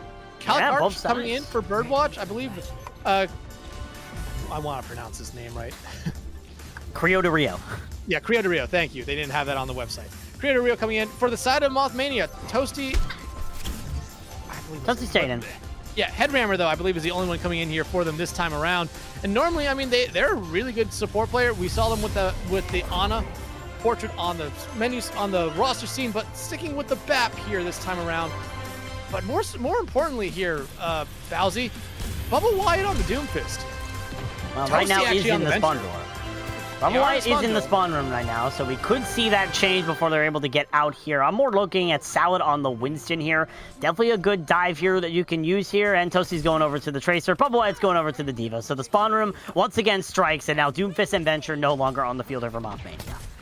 They can't let me have any fun with talking about Doomfist here. I thought Venture would have been a really good pick as well. I mean, especially into that backline that BirdWatch has, could cause a lot of disruption. But no, go back right back over to the Tracer. Not the worst pick either. Bubba Wyatt, though, already antied up. Yeah, Bubba Wyatt already taking so much damage. So are the rest of Mothmania, thanks in part to Calicarch right now, playing on that Freya right now, pumping in those crossbow arrows, just constantly pumping in every single bit of damage. Meanwhile, you see Mothmania trying to make a rotation here with Headrammer and Fairy up on that mega health pack area. Uni, meanwhile, trying to make their way forward here with the Tracer. Bubba Wyatt, meanwhile, making the dive into the backline, and they immediately find the kill onto Delay early here. So once again, BirdWatch seem to have a constant trend of Delay dying first, whether it's Lucio or Brigitte, and now they have to try and sustain without that support in their back pocket. Yeah, Delay didn't necessarily have the most fun time map 1, and already starting off here on map 2, continuing not having a lot of fun here. But Mothmania, they're playing this dive almost perfectly here, in my opinion. BirdWatch, I think their dive just not necessarily working out. I would rather see a D.Va on defense, honestly, from them. Well, so far, the D.Va on defense not really necessary. Salad able to get 2 on the Tectonic and Headrammer. The Bola shot from Calicarch is a miss, but the cleanup is still there from BirdWatch, and now we have a staggered Baby D.Va on the objective in Bubba Wyatt. These teams really like to make me eat my own words pretty quickly after I say them, or in that last case right there from BirdWatch, as I'm saying them. Because I said, you know, I don't think this I don't think the Winston's really working out. Nah, the Winston got 3-4 picks that engagement right there. But Mothmania, I mean, you're going to have Head Rammer with the Matrix. BirdWatch, though, that Nano and Pulse Bomb here are ready to go pretty early on. Might be all you need here to win potentially a really quick fight. Huge anti-nade, though, on the Tectonic. Now Nano Boost comes on to Salad as well in response to that anti-nade as Salad is in the backline of the enemy team. Bubble White immediately forced to try and retreat to the comfort of their team. Muni dropping extremely low, now stuck in probably the worst place scenario. If Mothmania knows that Tracer's there, they can do whatever they want. Headrammer's going to unleash the Amplification Matrix, however, they are dead here to the hands of Muni. Overclock coming out from Tectonic as well, just trying to shoot through the window with 150 charge as well. Yeah, Salad just immediately eviscerated from this planet Earth. It's like they were not in the cockpit when they were sailing towards Earth from the moon. And Mothmania, with that single kill, are going to cap point A. One moment there was a Winston there. The next moment, there was a pile of ashes on the ground. Not how you want to go out. Vaporize in a blink of an eye. But Mothmania, like you said, caps the first point right there. Still holding on to 2 ultimates. Well, yep, still holding on to 2 ultimates. Mooney, though, find that pulse bomb pick on the ferry. I don't think it's really going to do much here because the cart really hasn't got through the first doors just yet. Mothmania is still going to be able to get the same amount of space they would have gone without that one pick. Yeah, definitely. It's just going to take a little bit for Ferry to push up so that Mothmania won't have an opportunity to really move up. But here comes that Diva Bomb from Bubble Wyatt right up at the top. And Calicarch, wrong place, wrong time, gets blown to smithereens. Dosie's going to throw in a Pulse Bomb as well and will blow clear to Rio alongside them. Salad will get the return kill, but now it's still a 4v3 right now in favor of Mothmania. Make that a 4v2 right now with the live falling yet again. I mean, I like this play, though, from BirdWatch. I understand they weren't really going to win that engagement, so they just decided to say, hey, we're going to throw our bodies on cart, slow it down as much as we can. Tectonic finding Mooney out, but biggest thing right there is the fact that Salad escaped yet again. Still holding on to the Primal Rage. They have a really good get-out-of-jail kind of free card right now. They can really play aggressive here. Dolai not that far away from the rally here. Calicart's not that far away from a Bola shot. Really don't want to get eaten this time around. Salad, though? Yeah, I was going to say they might have to use the Primal Rage here. Yep, going for the Primal Rage and the aggressive move right onto Ferry and the rest of Mothmania, trying to boop this Brigitte into the small room, but boops them right into a health pack so that Ferry is still alive to the end of the day. The only good news is that the supports were distracted enough so that Bubble Wyatt is now out of the mech and is dropping extremely low. Rally forced out here from Delay, though, to keep themselves alive up against Tectonic and Bubble Wyatt. And now Bubble Wyatt, once again, just dead on the elevator to the hands of Calicarch, and it's going to be BirdWatch able to form some sort of hold here in the middle of the streets. Bubba Wyatt just landed right next to Dolai. I was like, yep, this is my life. This is my fate. And got taken out. But right now, still 2 minutes on the clock for Mothmania. They're basically in one-fight territory. You're coming up with both your support ultimates. Tectonic has another overclock here. But BirdWatch, they have both their DPS ultimates. They have a Nano. I mean, they're in a really good spot here, especially if the Nano gets placed onto probably Salad, or hell, you can throw it on a Calicarch here and still find a lot of value. But no, it's back on the Salad, and look what that does to Mothmania. Already backing up, and the rally out. Yeah, rally coming out here from Ferry. Tectonic, meanwhile, is able to get the kill onto Muni through all of that. Calicarch, however, dropping extremely low. They're also dead at hands of Bubba Wyatt, and that Nano engage with the Monkey just didn't seem to work out the way the BirdWatch were looking for, as Mothmania just turned it around and moved this cart right toward the gates. And you can talk about an engagement where I thought BirdWatch was potentially in a really good spot with their ultimates. The Nano being the only thing invested, I think, was maybe the worst thing that could have happened there. I think Sally got a little bit too aggressive for their own good. Yeah, you got the rally out from Ferry, but it just didn't really lead to much after that. Mothmania now, 3 minutes on the time bank here going into our 3rd point push, and they have 4 ultimates. I mean, they're in a really, really good spot here, especially if the bomb somehow finds another pick on its own. You could really count that as being something where you could look at it and say, hey, they're going to basically win the map off of just one bomb pick here. Matrix, though, is out. And Matrix and the overclock coming out here from Tectonic. Meanwhile, Delay able to get the kill onto Toasty to start off. And the pulse bomb from Muni lands right on Tectonic. The immortality field not fast enough from Headrammer to keep that Sojourn alive right now. But that's 2-1 so far for ultimates in this 3rd point right now. And BirdWatch able to hold and sustain. I have to stop talking about teams being in really good spots because they have ultimates. Mothmania invested 3 into that fight and lost it pretty handily to BirdWatch, who only had 2 and only used 1. But, I mean, right now, you still have a bomb here, Bubba Wyatt. Fair going over to the Zenyatta here. I like this, especially because Salad is now on the Orisa. Discord Orb onto the Orisa will basically melt them down if they decide to stand out in the open for more than 5 seconds.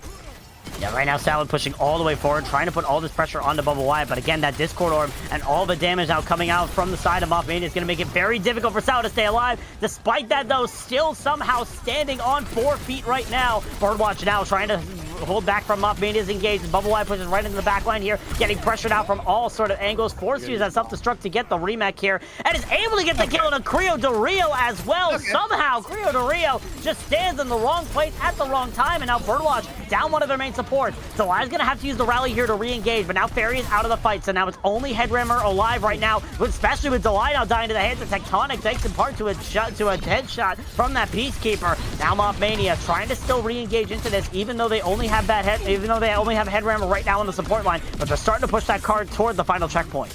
But right now, BirdWatch is doing a good job just eating away at the time bank, and they're in a really good spot with ultimates. 4 ready to go here, only 2, about to be 4 ready for Mothmania as well. Headrammer using the Matrix here pretty early. And Matrix early. Headrammer trying to push in this pressure. Here comes that bullet shot coming out from Calicarch, but it is a miss right now. As Mothmania still trying to make their way forward. Tectonic has this Deadeye if they ever want to try to use it to make an advantage. Mothmania still looking for that perfect final kill. And Muni trying to go for that risky play, but ends up getting shot by Tectonic before the fight even begins. Terror Surge comes out here from Salad. It forces out this immortality field from Headrammer, but still, BirdWatch are not in the clear just yet. Toasty, however, is dead. Now to the hands of Calicarch, so that Pulse Bomb is now out of the equation here. As Mothmania looking to do a silent retreat here, trying to set up for one more engage in 10 seconds. I mean, BirdWatch, they had 4 ultimates going into that fight. They basically just used all of them there. Yeah, they did what they needed to do to slow down Mothmania, but Mothmania now has 3 ultimates, and Fairy having that Transcendence going to be the biggest one here. Bubble Wire really needs to go up to a bomb here, but that Deadeye from Tectonic out on the high ground. Tectonic has his Deadeye, the spear from Salad not there to try to negate it, but already so much damage going in. Tectonic goes for the risky play and ends up getting dead here to the side of Muni, but Creo Dorito is traded out here. Toasty trying to pressure the backline, ends up getting hit by the spear, and now Headrammer is dead as well. Now Fairy's gone as well. No supports left here from Mothmania. Bubble White on the Diva, just trying to burn down Delai, but is unable to finish the job. Even in the baby Diva form, it's just BirdWatch keeping Delai alive through all of that pressure. And the cart will stop right outside of the 3rd checkpoint here. Mothmania unable to finish the map. I mean, hey, really good job by BirdWatch. Mothmania, though, getting that far on 3rd point really does give you a couple good win conditions. I mean, 1st point, 2nd point, and 3rd point. I mean, you almost completed the map right there, but BirdWatch, they really got better as that round went on. 1st point defense was looking rough, was good for a moment, and then one pick kind of ended it. 2nd point, I mean, was a little bit of an over-aggressive play that kind of killed them there. But 3rd point, they played very sound, they played very safe, and they played within their boundaries. They didn't overextend much. They really didn't put themselves in bad positions. And there was multiple times where I said Mothmania had the ultimates they really needed to complete the map and ended up using all of them to find maybe one pick and losing the fight. BirdWatch did everything they needed to do there, and they leave themselves a pretty good win condition. However, they still need to make it all the way to the end, basically, here. And Bubba Wyatt, coming out on the Orisa here, they really want to just try to play a little bit of the same kind of composition we saw them play on Lijiang Tower here on the defensive side, which I don't necessarily hate, especially 1st point. You really don't have to play around that many high grounds. The Orisa could basically just be kind of a sitting tank on point. Yeah, definitely. And I mean, looking at the support line and the DPS line for Mothmania's attack, it seemed like they would have really wanted to go for the Orisa if they were not playing on Hollywood right now. So now this Orisa makes a lot more sense, especially when you look at the entire composition here. It'll be interesting to see how Mothmania are going to adapt their playstyle here as BirdWatch coming out with the same composition we just saw them on. The Freya Tracer here on the DPS. Salad going back over to the Winston. Only difference is Delai no longer on the Brig, going to be going over to the Lucio here to help out with the speed. That was, if you go back to the performance on Lucy on map 1, I mean, that worked out great for them at times, but other times, they weren't having the best of times. Let's just put it like that in the simplest terms. Mothmania, though, they need to be safe here. They really cannot afford to lose anyone early because this speed kind of comes into that BirdWatch is playing. Once they find one pick, that's basically currents for the fight. And Salad already trying to go for that 1st pick, forcing out the immortality field here from Headrammer and knocking them back down to the low ground. Meanwhile, Fairy in a wrong place, wrong time, trying to force out that Lucio Delai, but ends up getting picked off themselves. Creo de Rio, however, is dead. Mothmania now have one advantage in their pocket, but now Salad tries to go for the high ground, gets burnt down by Headrammer and Tectonic in tandem. Toasty, however, is dead. It's still a back and forth affair, but right now, Mothmania able to sustain with Headrammer on those heels. Headrammer starting to be pressured out here a little bit by Calicarch. Bubble White going to be able to shut down Mooney, and that should send BirdWatch back here a little bit just to fully regroup. You really don't want to lose your Freya here, but Bubba Wyatt wants to try to get their number. Going to be able to land the Javelin on someone here, but just a reset right now from Mothmania is exactly what they need. BirdWatch, though, they don't want to give that time there as they immediately want to just go straight in. Yeah, BirdWatch tried to go in, but Calicart unfortunately caught on the wrong angle, ends up getting picked out early here. Muni goes into that small room, has to unfortunately recall immediately here as Creator Rio is also hit by a railgun to the head. So another reset here for BirdWatch, 1 minute and 30 seconds off the time bank, and Mothmania so far doing a good job on this hold. Exactly what they need to do in this kind of composition, a very high sustainable composition with both the BAP, the Orisa, and just Tracer and Kiri being able, Tracer and the rest of Mothmania's lineup here being able to just kind of keep themselves very sustained here. These dives are going to have to be almost perfect and you need a lot of coordination. But right now, BirdWatch, they do have 2 really good diveable ultimates here that you could just try to get out here pretty early and try to find a pick. Headrammer though, Amma just out. BirdWatch, just going to wait. Yeah, good call here from BirdWatch just to wait through this amplification matrix from Headrammer. Mothmania trying to set up for this next engage. Here comes the beat from Delay to push right in. Salad does get catched by it, and Headrammer in the wrong corner. Same with Fairy. Both knocked into the corner of the cafe and get immediately eviscerated. But it's still a back and forth affair. Muni and Creator Rio are dead here. Tectonic, however, is taken out. It's still a back and forth. It's Toasty and Bubble Wyatt alive. Make that just Bubble Wyatt as the horse is going to be running for the hills as BirdWatch are going to take this first objective. I see Mothmania. Nope, they're just gonna give up first point. I thought a Bubble Wyatt just kind of played around corner, maybe get healed up and rush back in.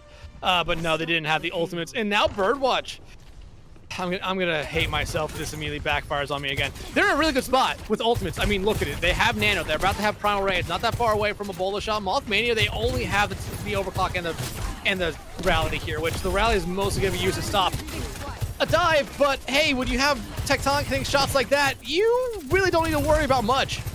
Yeah, the only good news about that kill into Delay is, like you mentioned earlier when Fairy died first, is that the BirdWatch are still kind of setting up, and Delay is also playing Lucio. So guess what? They're already right back in the fight as they just died just seconds ago.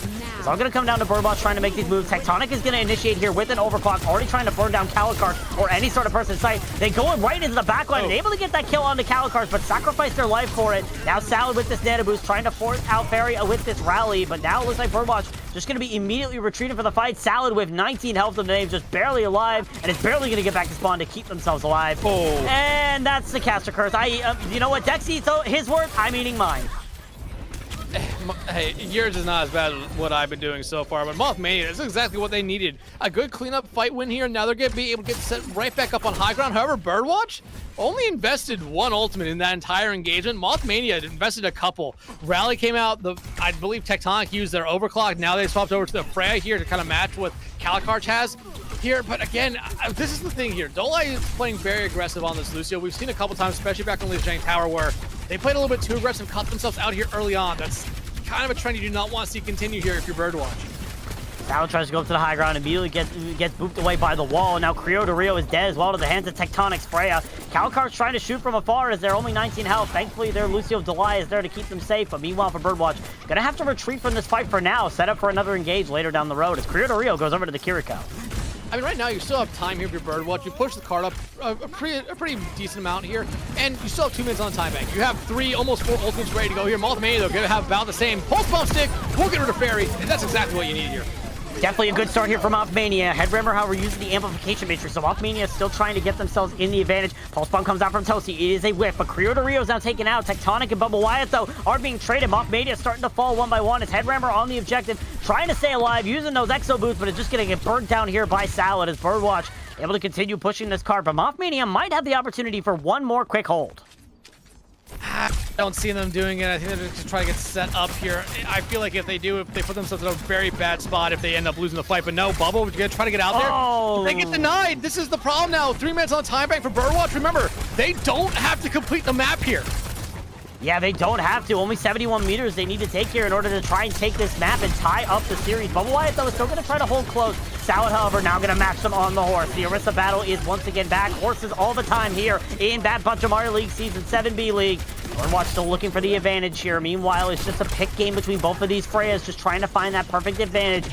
Tectonic has his Bola shot. Could try to make a difference. What a flick on the Calicart. It doesn't get the kill, but still, Tectonic showing their masterclass here with this Freya as now they fight in between. Bola shot goes in the middle. Doesn't get any final blows, but there's so much damage that Creator Rio cannot sustain through. Tectonic is traded, though. It's a back and forth affair so far. Bubble Wyatt trying to keep themselves alive here with the help of Fairy's rally and Headrammer in the backline, but now the horse is euthanized. Calicart gets that final kill. Headrammer falls in suit as BirdWatch now pushing their forward, and Delay is in the spawn room chasing down Fairy on this Brigida. Okay, Bubba maybe a little bit too angry there, but I mean, Mothmania, they're going to make some swaps here because who's going to be a touch? Toasty has to dance for their lives here, and you're really not seeing the swaps come out from Mothmania, but they find Calicards. They're still in this one. Calicard's gone. That means the bull shot is also gone here for the side of BirdWatch as now Mothmania trying to clean up these kills, but Headrammer is yet again dead. Salad able to get that final kill as they use their Terror Surge here. Pumuni also pops up the Pulse Bomb, but doesn't find anything with it. Tectonic, however, is taken out by that Tracer. Now Mothmania just trying to stay alive. Bull shot comes out from Calicard as they come back into the fight, unable to find anything, and a Bubble-Wise Terror Surge is only just a remnant of what the card could be as it doesn't hold long enough for the rest of the team to come back. BirdWatch tie up the series. And we have yet another series here on the A stream, and hey, an upset series. Maybe we have another one tonight. BirdWatch, I mean, they've been playing a really good series so far. And I mean, you can go back to Lijiang Tower and you can make arguments for them potentially being able to win that map here. They looked like the better team throughout this entire one here. Mothmania, they had their opportunities, but they really never capitalized on it a lot there. And I don't want to necessarily know what was going on in the game chat there at the end, but a really, really good map for BirdWatch through and through. And I mean, one big thing I kind of talked about a lot was Dolai, but on that Lucio, maybe playing a little bit too aggressively there. They played a really solid Lucio. Only had 7 deaths that entire map there. I mean, a really, really good bounce back performance from them there. Yeah, definitely a really strong performance coming out from Dolai as well as the rest of BirdWatch. Again, even though they weren't allowed to play the Hazard, which I mentioned the last time they weren't allowed to play the Hazard on Hollywood, they went to a 4-3 score up against What's Up Doc. They still were able to win that map in pretty good fashion. They showed that they can take it to Mothmania here, especially on a map that Mothmania was also pretty comfortable on. So a really good rebound here from BirdWatch after losing that first map. But now the hand goes back in the favor of Mothmania. They get to choose our third map of the series, our push or flashpoint map here, Dex. And it'll be interesting to see what they decide to do to try and turn this tide back into their favor and avoid going up against match point to BirdWatch. Yeah, I feel like especially with Push and Flashpoint being our combined map pool here, you normally see a lot of teams go towards a Flashpoint map, but Push would not necessarily be a bad idea here, especially for a team like Mothmania. You could really try to maybe bring us back to Runasapi, because Orisa does really play well there. Junk Queen could play well there.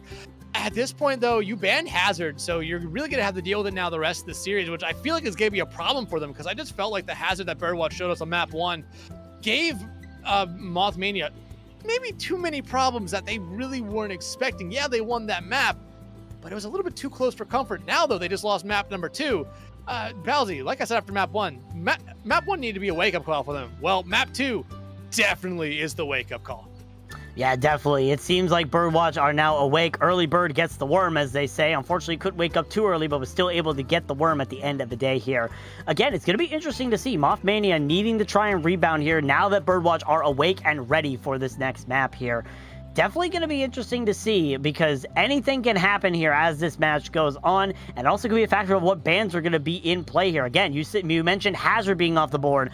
When do BirdWatch decide to play the No More Orisa card? Because the Orisa has not been giving them too much trouble. It has been giving them some trouble, but when do they decide, all right, time's up, horse is going back to the slaughterhouse? It could be this map, and I would not necessarily say it's the worst ban, whatever map we go to, if they want to get rid of the Orisa. Just because if you win it, you're on series point. Yeah, you'll have to deal with the Orisa for potentially a couple more maps after that, but hey, you showed us on Lijiang Tower, you were able to beat it.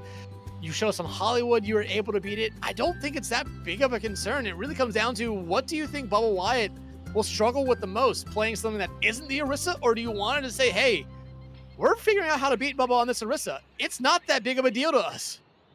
Yeah, definitely. Again, that Orisa has been the most constant factor here for Mothmania. The only time we didn't see him on that Orisa was on Hollywood Attack when they were playing the Diva composition just so they could run that dive style. So it does seem like BirdWatch might have the factor on this Orisa down right now, and that might be their key right now to try and find victory, because they can prove to this enemy team that we don't need to ban Orisa to find success. We can just find success from doing it. And in fact, that may actually does raise a question here.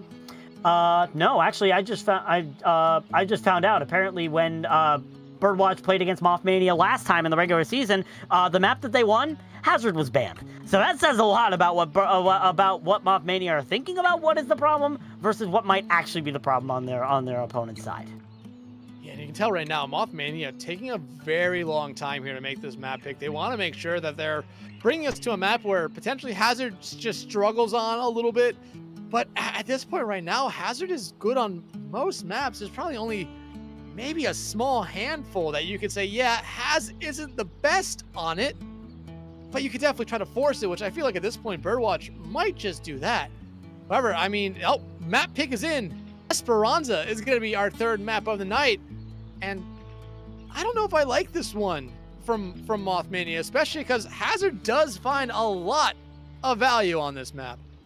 Esperanza is a map that has a lot of high ground compared to the other maps in our pool for this third map. So going to a map where high ground is prominent with a dive character like Hazard who can make use of a lot of that high ground is a very risky call here from the side of Mothmania. The only reason I could think that they would want to pick this map is because they have a strategy in their back pocket to try and counter this Hazard. So it's going to be interesting to see what they want to do here.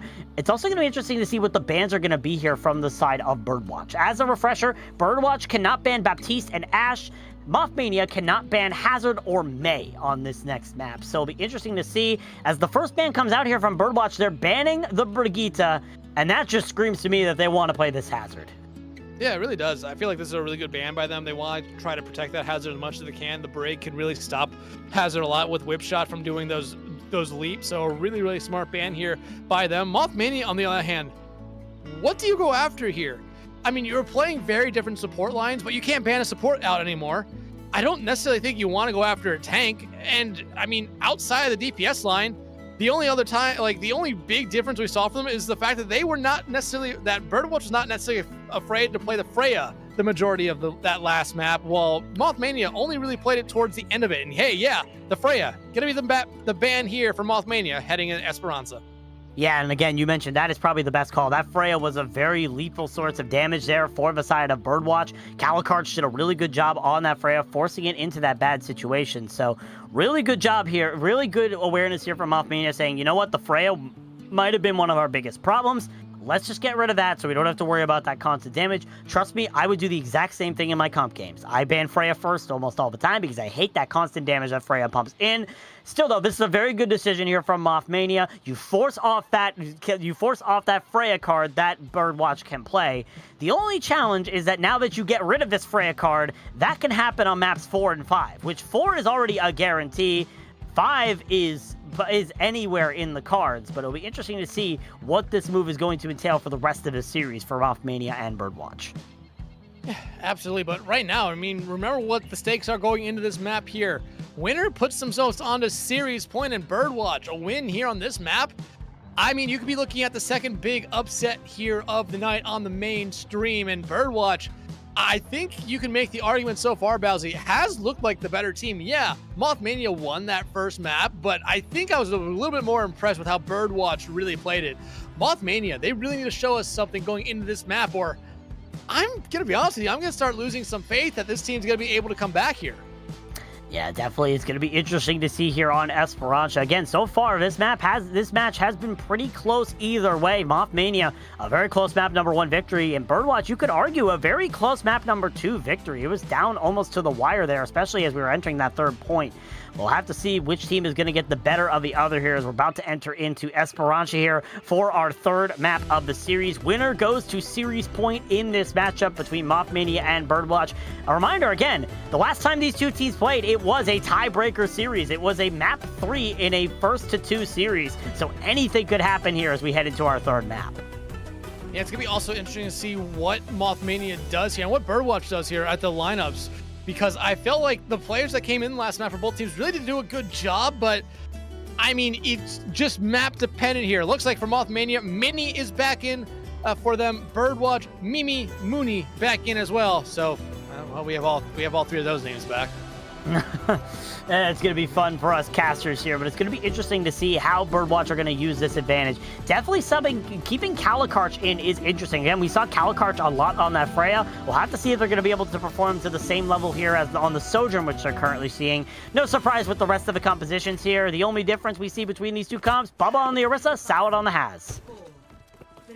I mean, that's not a big shock. Honestly, this is kind of what we expect from both these two teams. And like I said, I mean, I thought we could potentially see the Orisa band come out here from BirdWatch, but I really feel like BirdWatch thinks they've figured out Bubba on this Orisa, and I think they have as well. Bubba's just not finding the value they're truly looking for here.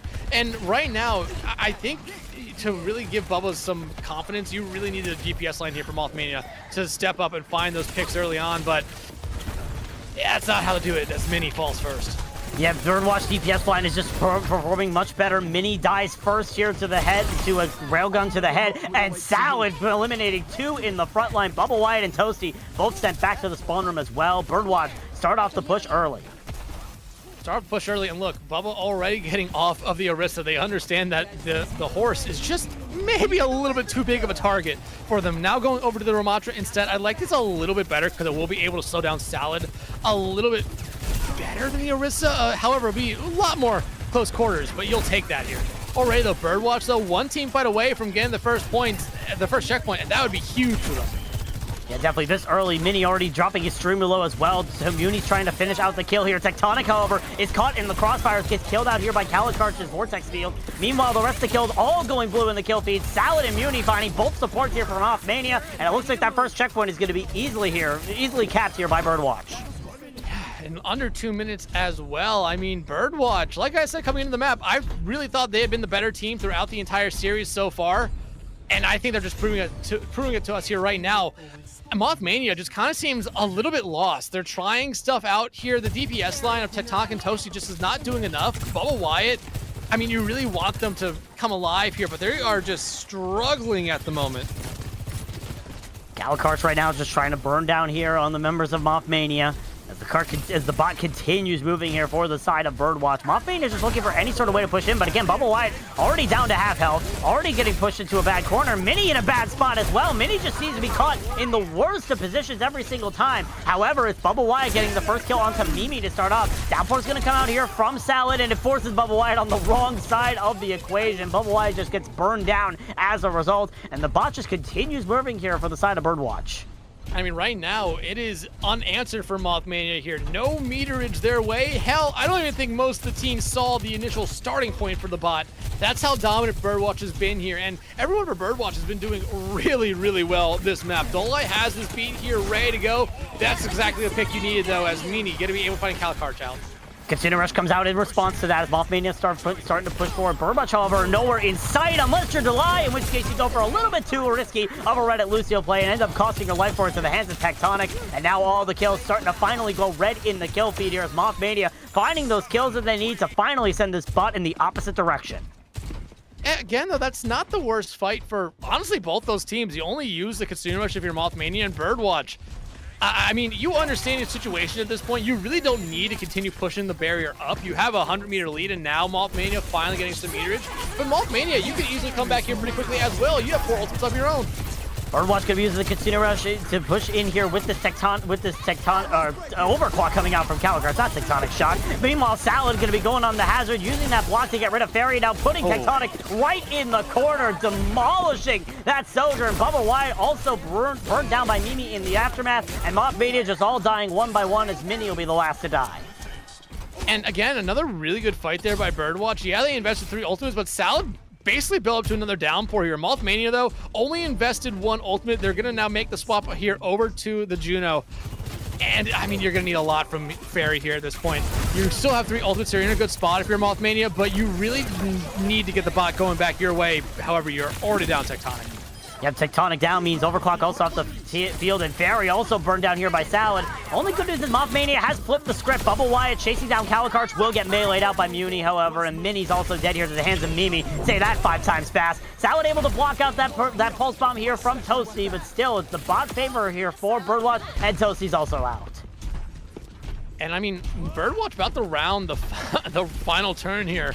At the moment, they still have a pulse bomb not that far away from another downpour. Bubba Wyatt, though, that annihilation, I mean, if it doesn't find kills, it just needs to buy you space, and that's what they need right now. Toasty making the swap here over to the Venture. Tectonic, though, with the overclock. Oh, Oh, and that overclock immediately shut down for the pulse bomb from Muni. Good awareness there for Muni to find that kill. Now Toasty on the Venture needs to try to make a difference here. They're getting chased down here by Salad, but are still putting the pressure on. Muni, however, able to get rid of him here. Is now Bubble Wyatt alone on the cart with both of their supports right in their back pocket. Salad trying to push forward here with this hazard. Sees the supports in the back line. Do they use the downpour to try and get rid of him? Mini already dead here to the line. Now here comes the Annihilation coming out from Bubble Wyatt as they go into permanent block phase mode. Just trying to stay alive through all of this Annihilation. Trying to punch out Salad in little increments, but now the beat comes out from Delay to keep everybody alive through all of that Annihilation. As BirdWatch pushing that barricade ever so closer to the end. The Kitsune Rush coming out from Mimi to try and seal the deal as Mothmania looking for any sort of staggers, but the Jagged Wall is at their spawn door. BirdWatch go to match point here in the series.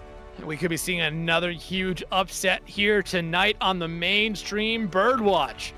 Like I said, coming into this map, they looked like the better team throughout the series. Well, they established themselves as the better team right now. Mothmania, they seem lost. And that's the worst. That's the easiest way to put it, in my opinion. They just kind of seem like they're trying to do maybe a little bit too much on their own, but I just feel like the rest of BirdWatch is just making sure that Mothmania is put into a constant state of hell anytime there's a team fight going on. Fitting for the team that's coated in the color red right now. Mothmania just seem like they're not getting any bearings straight. BirdWatch are just constantly shutting down any opportunity for them to push. You want to try to push in with the Kitsune Rush? How about we just kill your support? Want to use that overclock? Here's a Pulse Bomb. It seems like BirdWatch just have Mothmania's number here after that map. But Mothmania still have one more chance to try and rebound this. If they win this next map, then they can bring it to a map number 5. Again, I mentioned the last time these two teams faced off, it was a tiebreaker map, so there is the potential that Mothmania very well could rebound onto this, but it all comes down to this escort map pick.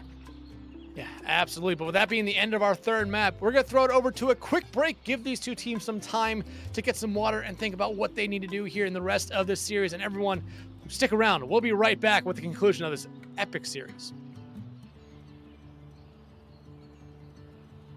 We got nowhere to be, just a slow dance with the summer heat. The world outside can't wait a few, 'cause right now we got nothing else to do. The sun is peeking through the cotton white blinds, your hands still tangled up in mine. Feet on the wall, your head on me, floating easy. We got nowhere to be, got nowhere to be.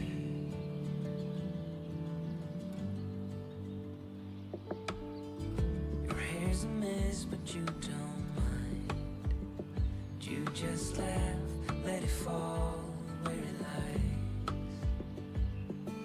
Coffee's cold, but we take a sip, talk about nothing.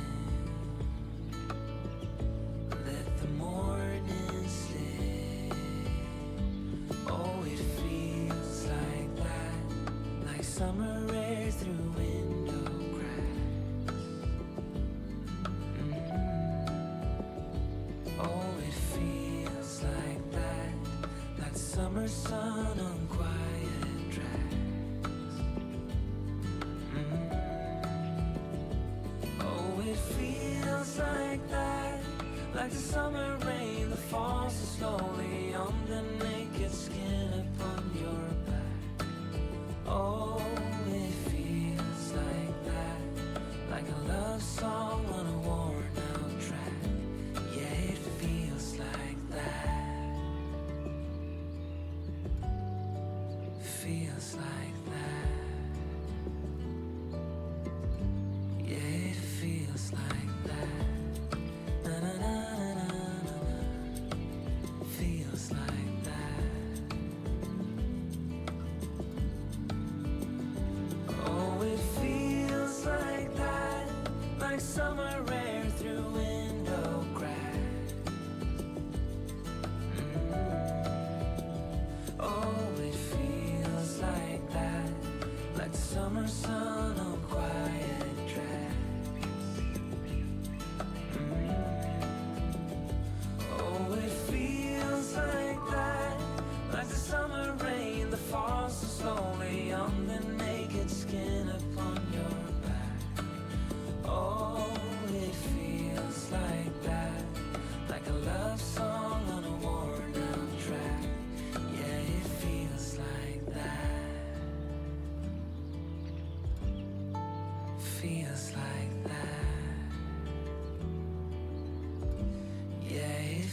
feels like that. Na, na, na, na, na. Feels like that.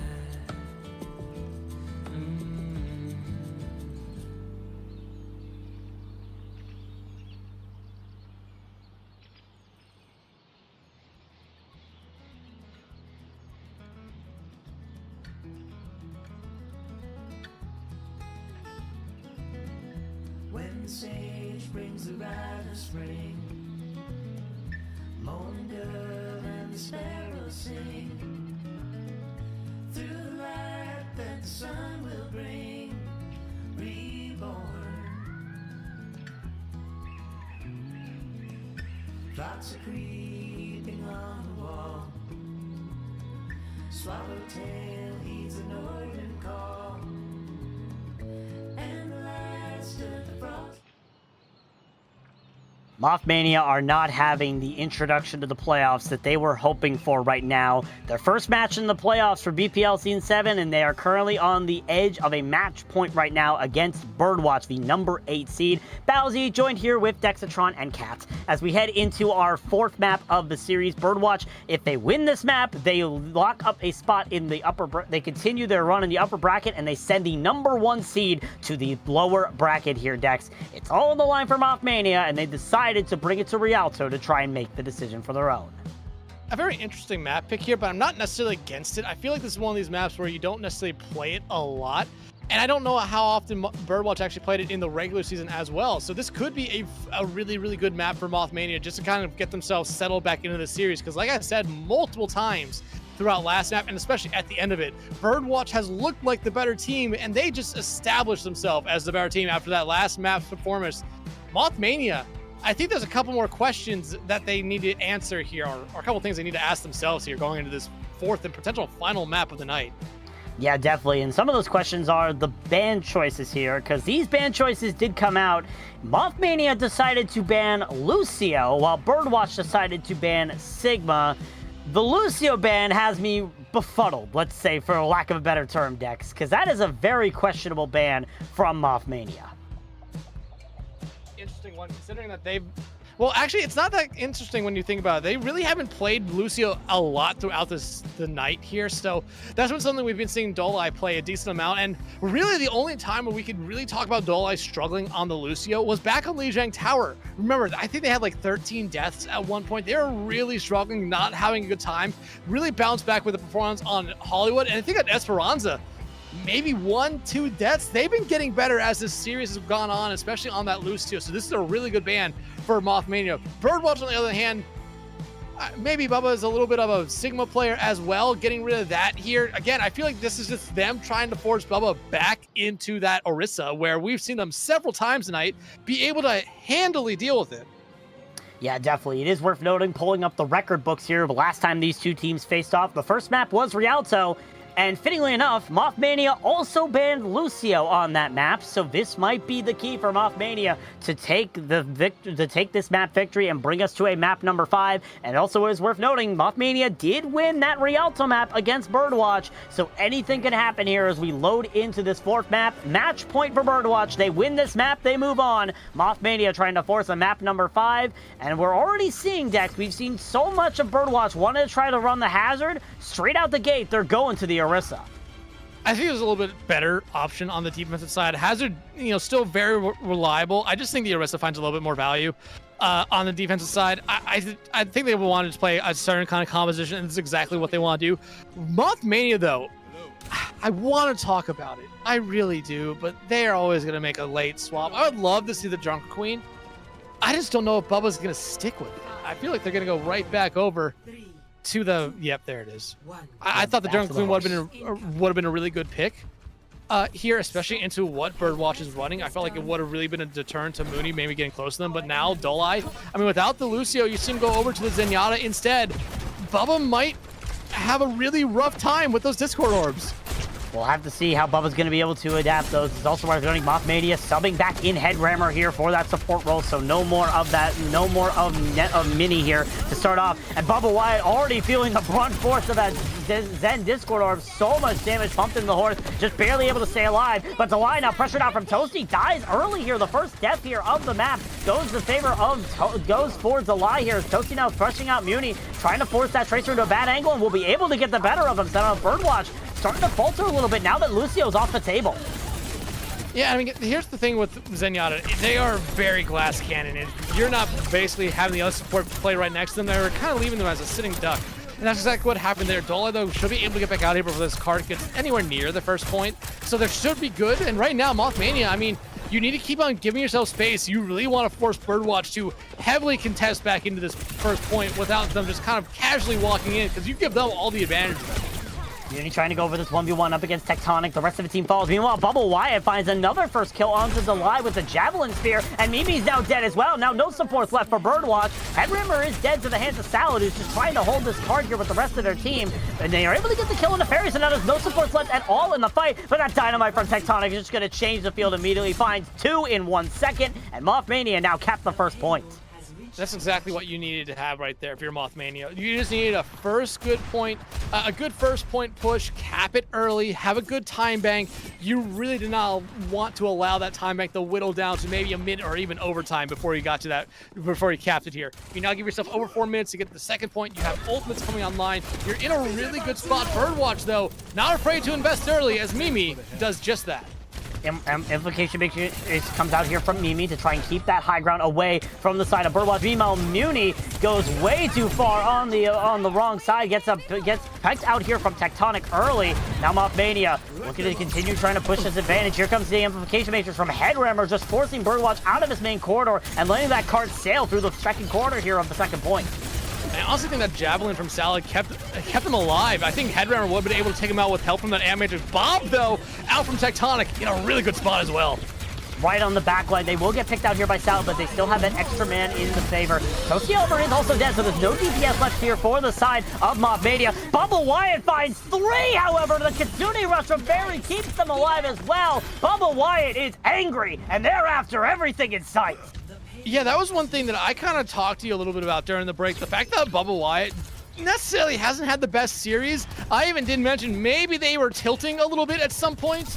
But this is what I wanted to see. Like I said, there was a little more questions that needed to be answered by Mothmania, and so far, throughout the early parts of this map, they're answering these questions. I just really wanted to show, I really wanted them to show us that they were still mentally in this series, and right now, they look better than that. They look like the team that everyone expected them to be, being that #1 overall seed. Now Mothmania trying to advance here on the third objective. Sal's going to be trying to hold the card, starting to drop a little bit low here. Delay trying to heal them up. We'll be using this Kitsune Rush here to try and engage the fight here for BirdWatch as Sal goes right in. Meanwhile, Muni going over to that Sombra, hacks out Bubble Wyatt, but ends up getting killed here by Toasty. Delay goes for the aggressive Kiriko play. Talk about a Reddit Lucio on an off hero. Goes straight for Tectonic and chops their head right off with those kunais, establishing a hold for BirdWatch. Yeah, but you needed that right there for your BirdWatch, and Dolai has that get-out-of-jail-free teleport. They're the only one that you could really send up there to be that aggressive. So, hey, if you would have lost them, yeah, you probably would have had to completely disengage, but you found the one pick and got them out for free. You're in a really good spot now. Mothmania had to quickly regroup. Calicar's trying to hold that from the back line with this Sojourn, just trying to find these kills here.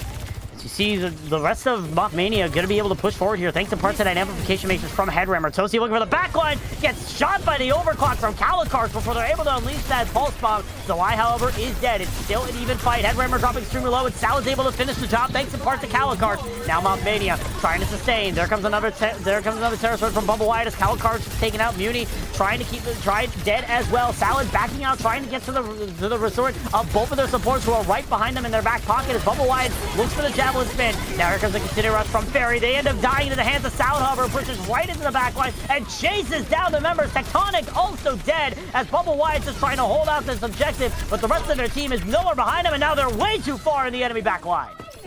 Yeah, Mothmania, you are eventually going to have to really give up the cart here at some point. I don't think you're going to be able to just go all gas, no brakes, essentially throughout this entire map, and this is that moment where you're going to have to just fall back, regroup. You really have no ultimates. I mean, everyone on your team basically just invests theirs into that last fight. So you really need to take a fight. And honestly, you look at what BirdWatch is coming up to here. They have their own Terra. They're about to have an EMP and not that far away from another Dolai Katsuni. You really need to get 2 of those ultimates out here to give yourself a good chance in the final probably minute and a half of this map.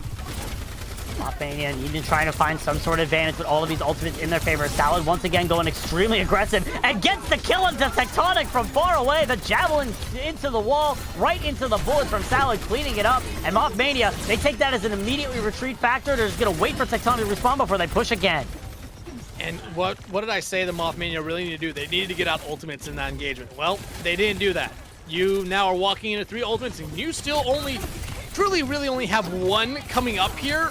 You need to get ultimates out this engagement, or you're going to have a really, really rough time here in the final 2 minutes.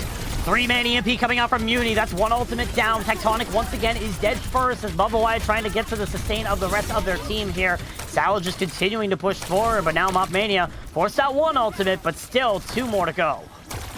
2 more to go, and they're also building up 2 other ones. Mothmania, though, I mean, they're basically going to have all their ultimates ready to go here. So you've done exactly what you need to do. The final minute and a half, like I talked about, they had these ultimates coming up. You really wanted to get rid of some other ultimates, though, from BirdWatch here, because it's basically going to be even coming up here into what could be our final couple fights. Salad immediately looking for the back line. We know they have that Terra Surge online, looking for it here. Going to go straight into the Kitsune Rush here with Delay to initiate it. And they get rid of Tectonic yet again. But Bubba Wyatt answers back. They get rid of Calicart and Delay. Now the Kitsune Rush comes out here from Fairy to try to keep their own Orisa alive. It's 5 ultimates out from Mothmania. That's the first one being used here from Fairy. And now Muni and Mimi are both out of the picture here. And it's going to be Mothmania cleaning up the fight finally. And they have all 4 of those ultimates ready for use, Dex. And yeah, the only thing that BirdWatch has is going to have that the overclock and now the orbital ray as well. Dolai making the late swap here back over to the Zenyatta. I like it from them. They really want to make sure Bubba just gets melted almost immediately. Hack thrown on them here early on. Headremmer though with an Ant Matrix.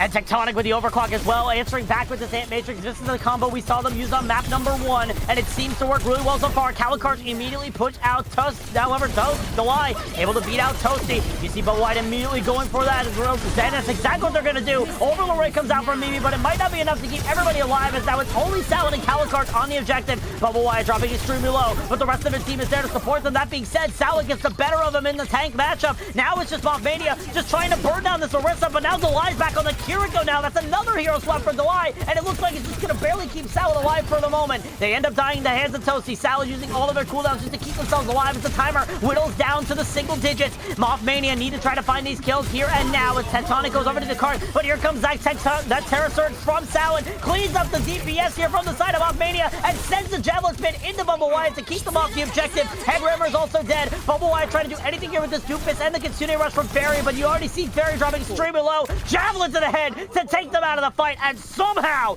BirdWatch sustain and keep the cart from finishing on Rialto. Good hold. Just a really, really great hold there. Mothmania had, going into that final engagement there, 4 ultimates. BirdWatch only had the orbital ray and the overclock. And you would really think that those 2 ultimates on their own just aren't enough, but they played so good there throughout that entire last hold. And I mean, look at the performance that Mothmania had there. Look at Bubba. 20 elims, Tectonic 17.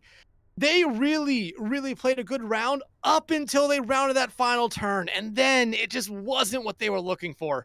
BirdWatch, though, they started off this map slow, and that was the one thing we kind of talked about. They started off a little bit rough. It wasn't their best showing, but they really locked in as it got closer and closer to the end of the map, and it worked out great for them. And now, much like what we saw in Hollywood here, Bowsy, BirdWatch gave themselves a win condition. Granted, this one is basically the end of the map. It is a lot closer than the end what Hollywood was. It's only a meter off. But hey, you gave yourself a win condition in regulation, which is exactly what you wanted. All it comes down to is this push here from BirdWatch. If they can successfully push that cart to the end of Rialto, they can lock their spot in the next round of the upper bracket and send the number 1 seed to the lower bracket. It all comes down to this push. BirdWatch going back to that Juno and Zen that we saw them on the late stages. And you're going to try to go for an early pickoff here, but you already see Mothmania just cowering in fear at the sight of his Widowmaker. They do not want their heads chopped off early here to set up an early engage. Yeah, they really don't want to give BirdWatch the early advantage, or just any early momentum. I mean, we've seen what BirdWatch has been able to do with the momentum in the past, but right now, again, That's exactly who you need to get rid of. That Discord Orb is going to melt Bubba. Yep, Discord Orb now off the table as Delay is immediately eviscerated by Toasty here. Bubble Wyatt now takes all of that advantage they can. They're going to push right into the backline here, and they get rid of Muni as well. Switches over to the Genji here off of that Widowmaker. Now Salad, wrong place, wrong time. Needs to try and sustain with the rest of their supports as they just run back to their team to try and stay alive before Mothmania can eat them up. And Mooney going right back over to the Widowmaker here. I mean, I imagine they want to try to get onto this one high ground we see right here to the left, just to try to find any kind of early opening right now. Bubba, though, very low, has to fall back and get that healing. Actually, no, they're going on the off angle, looking to find whatever shot they can. Yeah, Beauty going for this very risky angle. As you can see, 59 health immediately there, getting hit by that Javelin. Tried to go for that early pick. If anything, it just distracted the members of Mothmania, but they get immediately back into focus. Headrammer is out of the picture, however. Calicart, meanwhile, is dead here for BirdWatch. BirdWatch still trying to find his kills, but now Salad, step too far. They end up getting burned down here by Fairy, and Mothmania continuing this hold here as now Mimi's also out of the picture. And this is exactly what you need for your Mothmania. Remember, they captured the first point in essentially one team fight. You are now just trying to make sure you're always keeping the time bank on your side right now for your Mothmania. You can give up the first point, you can give up the second point. You just want to make sure BirdWatch they have to be basically rushing to the cart at any point here. And now the BirdWatch going up to ultimates here. Bubba Wyatt has the Terror Surge ready to go. Pulse them out from Toasty. Gonna only find Marvel. Bubble Wyatt, meanwhile, going to use their Terror Surge, and they find Mimi. That's a massive pickoff here for Mothmania, as now the main support is dead. Meanwhile, Salad answers back. They get rid of Headrammer, but Calicart is also removed. It's the back and forth affair. Both of these Orissas showing their stuff so far. Now Fairy, however, is going to unleash the Kitsune Rush. Mothmania have that ability to push in, but now Toasty has found Delay on the Zenyatta, trying to chase out the 1v1, and Delay is going to lose at the end. Toasty taking out that Zenyatta. Now Mimi is the only support here for BirdWatch as they're running back into the fight here on that high ground with that Echo Immunity, who's just pumping in all the damage to Bubba Wyatt right now. Mothmania forced to succeed a little bit, but BirdWatch are not really engaging. They're waiting for their team to come back before they make a move. Yeah, especially since they have Transcendence ready to go, you really want to wait for that. And you're not that far away from Orbital Ray as well, and both your DPS ultimates, because you look at what the Mothmania has, they don't have a lot, but Bob is just going to be used essentially to stop the cart, and the Ant Matrix is going to be used as a deterrent. But hey, when you can keep finding Dolai out here early on, you really don't need to worry about any ultimates. Well, meanwhile, it's still an even fight. Mothmania lost Toasty to the water here. Mimi tries to use their torpedoes to get rid of that backline pressure, but now Fairy's out of the equation. Headrammer now the only support here for Mothmania, using an amplification matrix to keep everyone alive, and now they're dead. Meanwhile, Bob comes out here from Tectonic, trying to stall that cart in its tracks as Calicart ends up getting the kill onto them. Mimi, however, is dead. Bubble Wyatt able to get that kill as Bob is stalling the cart just for a little bit here, and that could be the difference maker here for Mothmania. Like I said, Bob was going to be used just to stall out the card, and it did just what it wanted to here. However, BirdWatch, I mean, hey, look at the ultimates they have here. Mothmania only going to really have a Pulse Bomb and a Terror Surge here. You might just give up this first point at the cost of some ultimates from the other side, and I feel like it's a trade you might honestly just take. Duplicate here from Mooney to go on to a second Orisa, trying to beat out Bubba Wyatt here. Two horses is better than one, and guess what? It gets you the point for free. Bubba Wyatt knocked off the objective, and Mothmania forced to give up that first point here. They will be able to get some kills on the Mooney and Delay, but it doesn't really matter at this point. The first point has already been capped here by the side of BirdWatch. Mothmania now cheated set up for second. Yeah, but them playing this far up, it's not necessarily the worst thing. I mean, it's just eating away at the time bank again, which is what you want to do. You want to make BirdWatch have to always be rushing. You're trying to make sure they do not have the time to truly think here. Bubba Wyatt and Toasty both have their ultimates, but BirdWatch, I mean, Mooney going now over to the Sombra here, especially for a second point. I like it a lot here. You want to be focusing in on Bubba here, but already the Kitsune Rush out from Fairy. Forces out the Transcendence from Delay to try and keep the rest of BirdWatch alive. Toasty tried to go in for the Pulse Bomb as well, but the Transcendence ends up deterring them. Here comes the Terror Surge from Bubba Wyatt. It gets rid of Delay, and Mimi also dies with all the damage coming in. Now no supports left here for BirdWatch. Muni dropped extremely low, forced to retreat after getting that kill onto Bubba Wyatt. But Mothmania right now trying to stabilize as best they can as Tectonic looking right at Salad, trying to get rid of that Orisa. Meanwhile, Toasty hiding in the shadows. They're looking for the Zenyatta. They're looking for any powerful pick to get Mothmania back into this fight, and they died as Delay before they're even able to. And Dolai, they had not been having the best of rounds so far here. That is exactly what they need just to get themselves righted here. They're a decent amount away from their own Kitsune Rush here, but you just need an early pick to give your team some momentum. Tectonic, however, is dead as well. Calicart's now getting another kill here. BirdWatch once again finding the momentum that they need here. trying to get rid of Mothmania here as the amplification matrix is used by Headrammer, but they're dead to the hands of Muni now as Bubble White being knocked back to the rest of their team. Fairy now out of the picture, the Fade putting them in the wrong corner, right in front of Salad's face, and now BirdWatch cap the final objective, 2 minutes and 40 seconds to make it 87 meters and lock up an upper bracket spot. Right now, you see Mothmania making some swaps. Headrammer going over to the Brig, Fairy going over to the Juno. They really want to be able to match what you're seeing from Mimi right there. Or BirdWatch, I mean, still, they're holding on to ultimates. Terror Surge ready to go, not that far away from an Orbital Ray. EMP for Mooney is the one you're going to really be looking at here, because that might just be all they really need here, especially if they combo with, say, the Orbital Ray. Just what they need to really win this map. EMP out, though. Two caught from that EMP. It was Fairy and Bubble Wyatt, but only Fairy was the one dead there. Bubble Wyatt just barely alive with the help of Headrammer, but they ended up dying themselves. Now it's just the DPS of Tectonic and Toasty versus Salad and Delay, who are both trying to keep the Orisa alive right now. Salad just barely able to stay alive. Delay just 1 health to the name, just trying to stay alive here. BirdWatch putting in so much pressure, but now Delay finally caught off at a wrong angle. Tectonic hits them from the back and gets rid of him, but still, now the rest of BirdWatch are back. Mimi is coming in with the rest of the team, and Mothmania now need to try and stall out here on this final golden box of victory to keep BirdWatch out of a win. And right now, I mean, if you're BirdWatch, you had the one opportunity right here to really back up and just reset. But hey, you're going to keep this going because you understand Mothmania is rushing as well. They're not all in it here.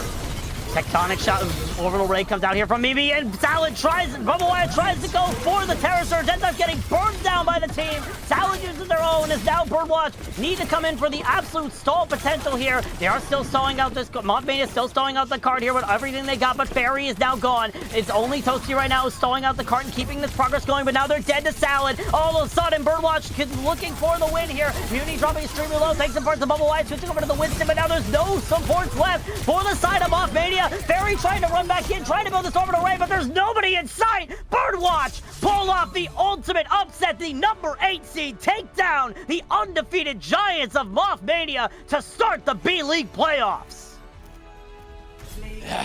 What a performance here by BirdWatch. Like I said multiple times, they looked like the better team through and through. Mothmania, though, I have to question what really happened to them. It seemed like you can even go back to the one map they won on Lijiang Tower. It was still very close back and forth, but BirdWatch through and through was the much better team here. The 8th seed, who cares about seeds? It's playoffs, it's win and go to the next round, and BirdWatch, hell, they did just that. They won, and they won this match handily, in my own opinion here. Mothmania just didn't seem like themselves today. And they do have a second chance, though, in that lower bracket, but they have a long, long way to go now to get to grand finals. Congratulations to BirdWatch, who now moves on to the upper bracket semifinals to take on the winner of School of Rush and Borealis. And that is definitely a matchup that you're going to be interested in here if you're BirdWatch, because again, the two teams that they'll be facing, one of the two teams they'll be facing off against, they have not played them all season. So BirdWatch is going to be up against new competition here. Mothmania, it's going to be interesting to see if they can rebound from that. Again, that was their first loss of the season here, Dex. Before this matchup, they had lost 3 maps total across the regular season. Now they just doubled the amount of maps lost they lost in this one match altogether. So Mothmania definitely going to have to recover, but what a performance from BirdWatch, sticking it to Mothmania. Again, I mentioned they brought them to a map number 3 in the regular season. They stick out and win 3 maps in a row after losing the first to win the entire series. Yeah, and one thing I talked about here a little bit with BirdWatch's schedule in the regular season, they played 5 map 3 series, only was able to win 1 of them in the last one of the regular season. Outside of that, they were not very good in those map 3 series. Mothmania, on the other hand, they played 3 map 3 series and won all of them. This is something where they never had to deal with, was really back and forth. It seemed like close play from a lot of these teams. Mothmania, I still think they can make a run here, but they now need to go back, watch this film, and if they do scrim, be able to just kind of improve upon themselves here, because BirdWatch exposed a lot of flaws in this team here tonight. And like I said, I think BirdWatch was the better team. The 8th seed be damned. Right now, they might be the favorites. And it's worth noting again, I mentioned at the start of this broadcast, this team is a championship roster. Salad and Delay were both on Grass Blossoms back in the B League last season, the championship team in the B League. So you have championship experience on this BirdWatch roster, recent championship experience that is, and that's helping them get a grip here in this playoffs after a very up and down regular season. They're showing up when it matters the most, and now only have one single map loss in the entirety of the playoffs after 2 matches here, Dex. What a performance coming out here from BirdWatch to be able to win this series and now move on again, as you mentioned, to the upper semifinals. Yeah, I mean, everyone on this BirdWatch team was just very, very solid throughout the night here. That DPS line, it didn't matter if it was Toro, it didn't matter if it was Calicart or crap, I forget the other one. I feel bad about this. Mooney there as well. It just seemed like you could swap them in and out and they would be fine. Dolai, while I did criticize them a decent amount in map 1, throughout the rest of the series, they really did have a good series. I mean, they truly got better as the series went on. They started really slow on the second round there on a Rialto, but once they got that one pick, it seemed like everything kind of turned around. It seemed like they were starting to feel themselves a little bit more, and it really, you saw it there in their play as well. BirdWatch, once they capped that second point, they really never got off the cart. Even with it being a fight where I thought like, hey, maybe you should back up, you lost 3 of your members, they just stayed fighting and kept that fight going. There was never truly a fight break in that 3rd point push, and that's when I kind of mentioned Mothmania was at the point where they were kind of rushing in the fights. They weren't really having that time to sit there and say, okay, we have to do this. They were just saying, we have to get the card. We have to get the card. We have to get the card. At that moment right there, BirdWatch probably understood that they had this map in the bag, and this series finished as well. Yeah, definitely. What a great performance again from BirdWatch here in this series as we take a look at all of our matches here today. So far, we've seen Primal Pineapples unfortunately take an L to Polaris. Polaris getting the win over there. Frogs on Fire on the B stream took a 3-1 victory over Campfire Song. And here on the main stream, BirdWatch taking the upset over Mothmania. But there still is that 3rd stream, our C stream, where Goatman right now is up 2-1 over Boa. Looking very similar to the regular season matchup where Goatman did win 2-1 over Boa, I believe. So it's going to be interesting to see how this matchup goes up as it continues here on that C stream. 2 upsets on mainstream though here tonight.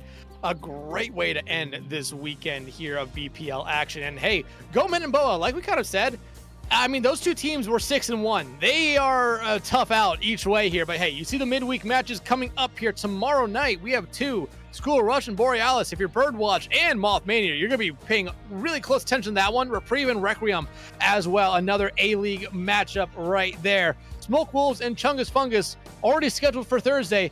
I believe that is an A-League matchup right there.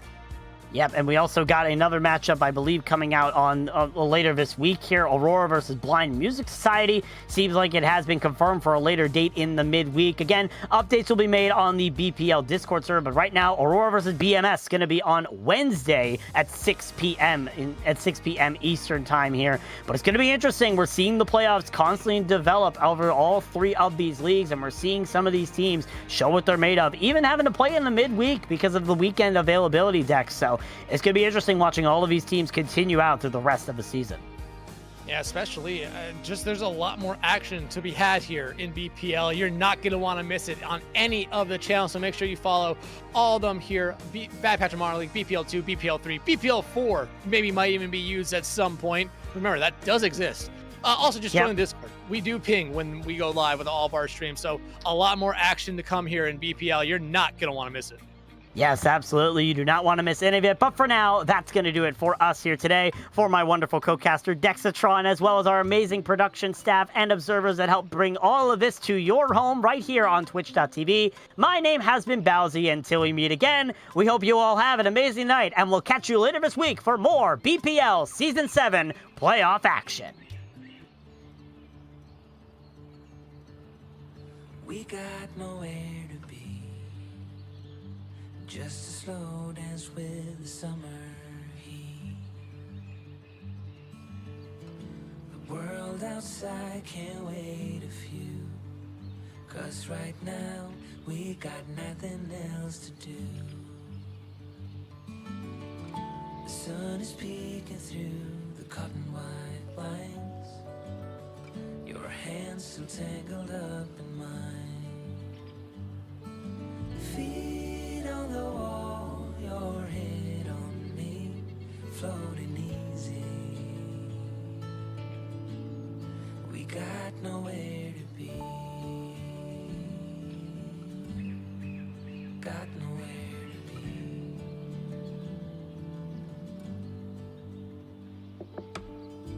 Your hair's a mess, but you don't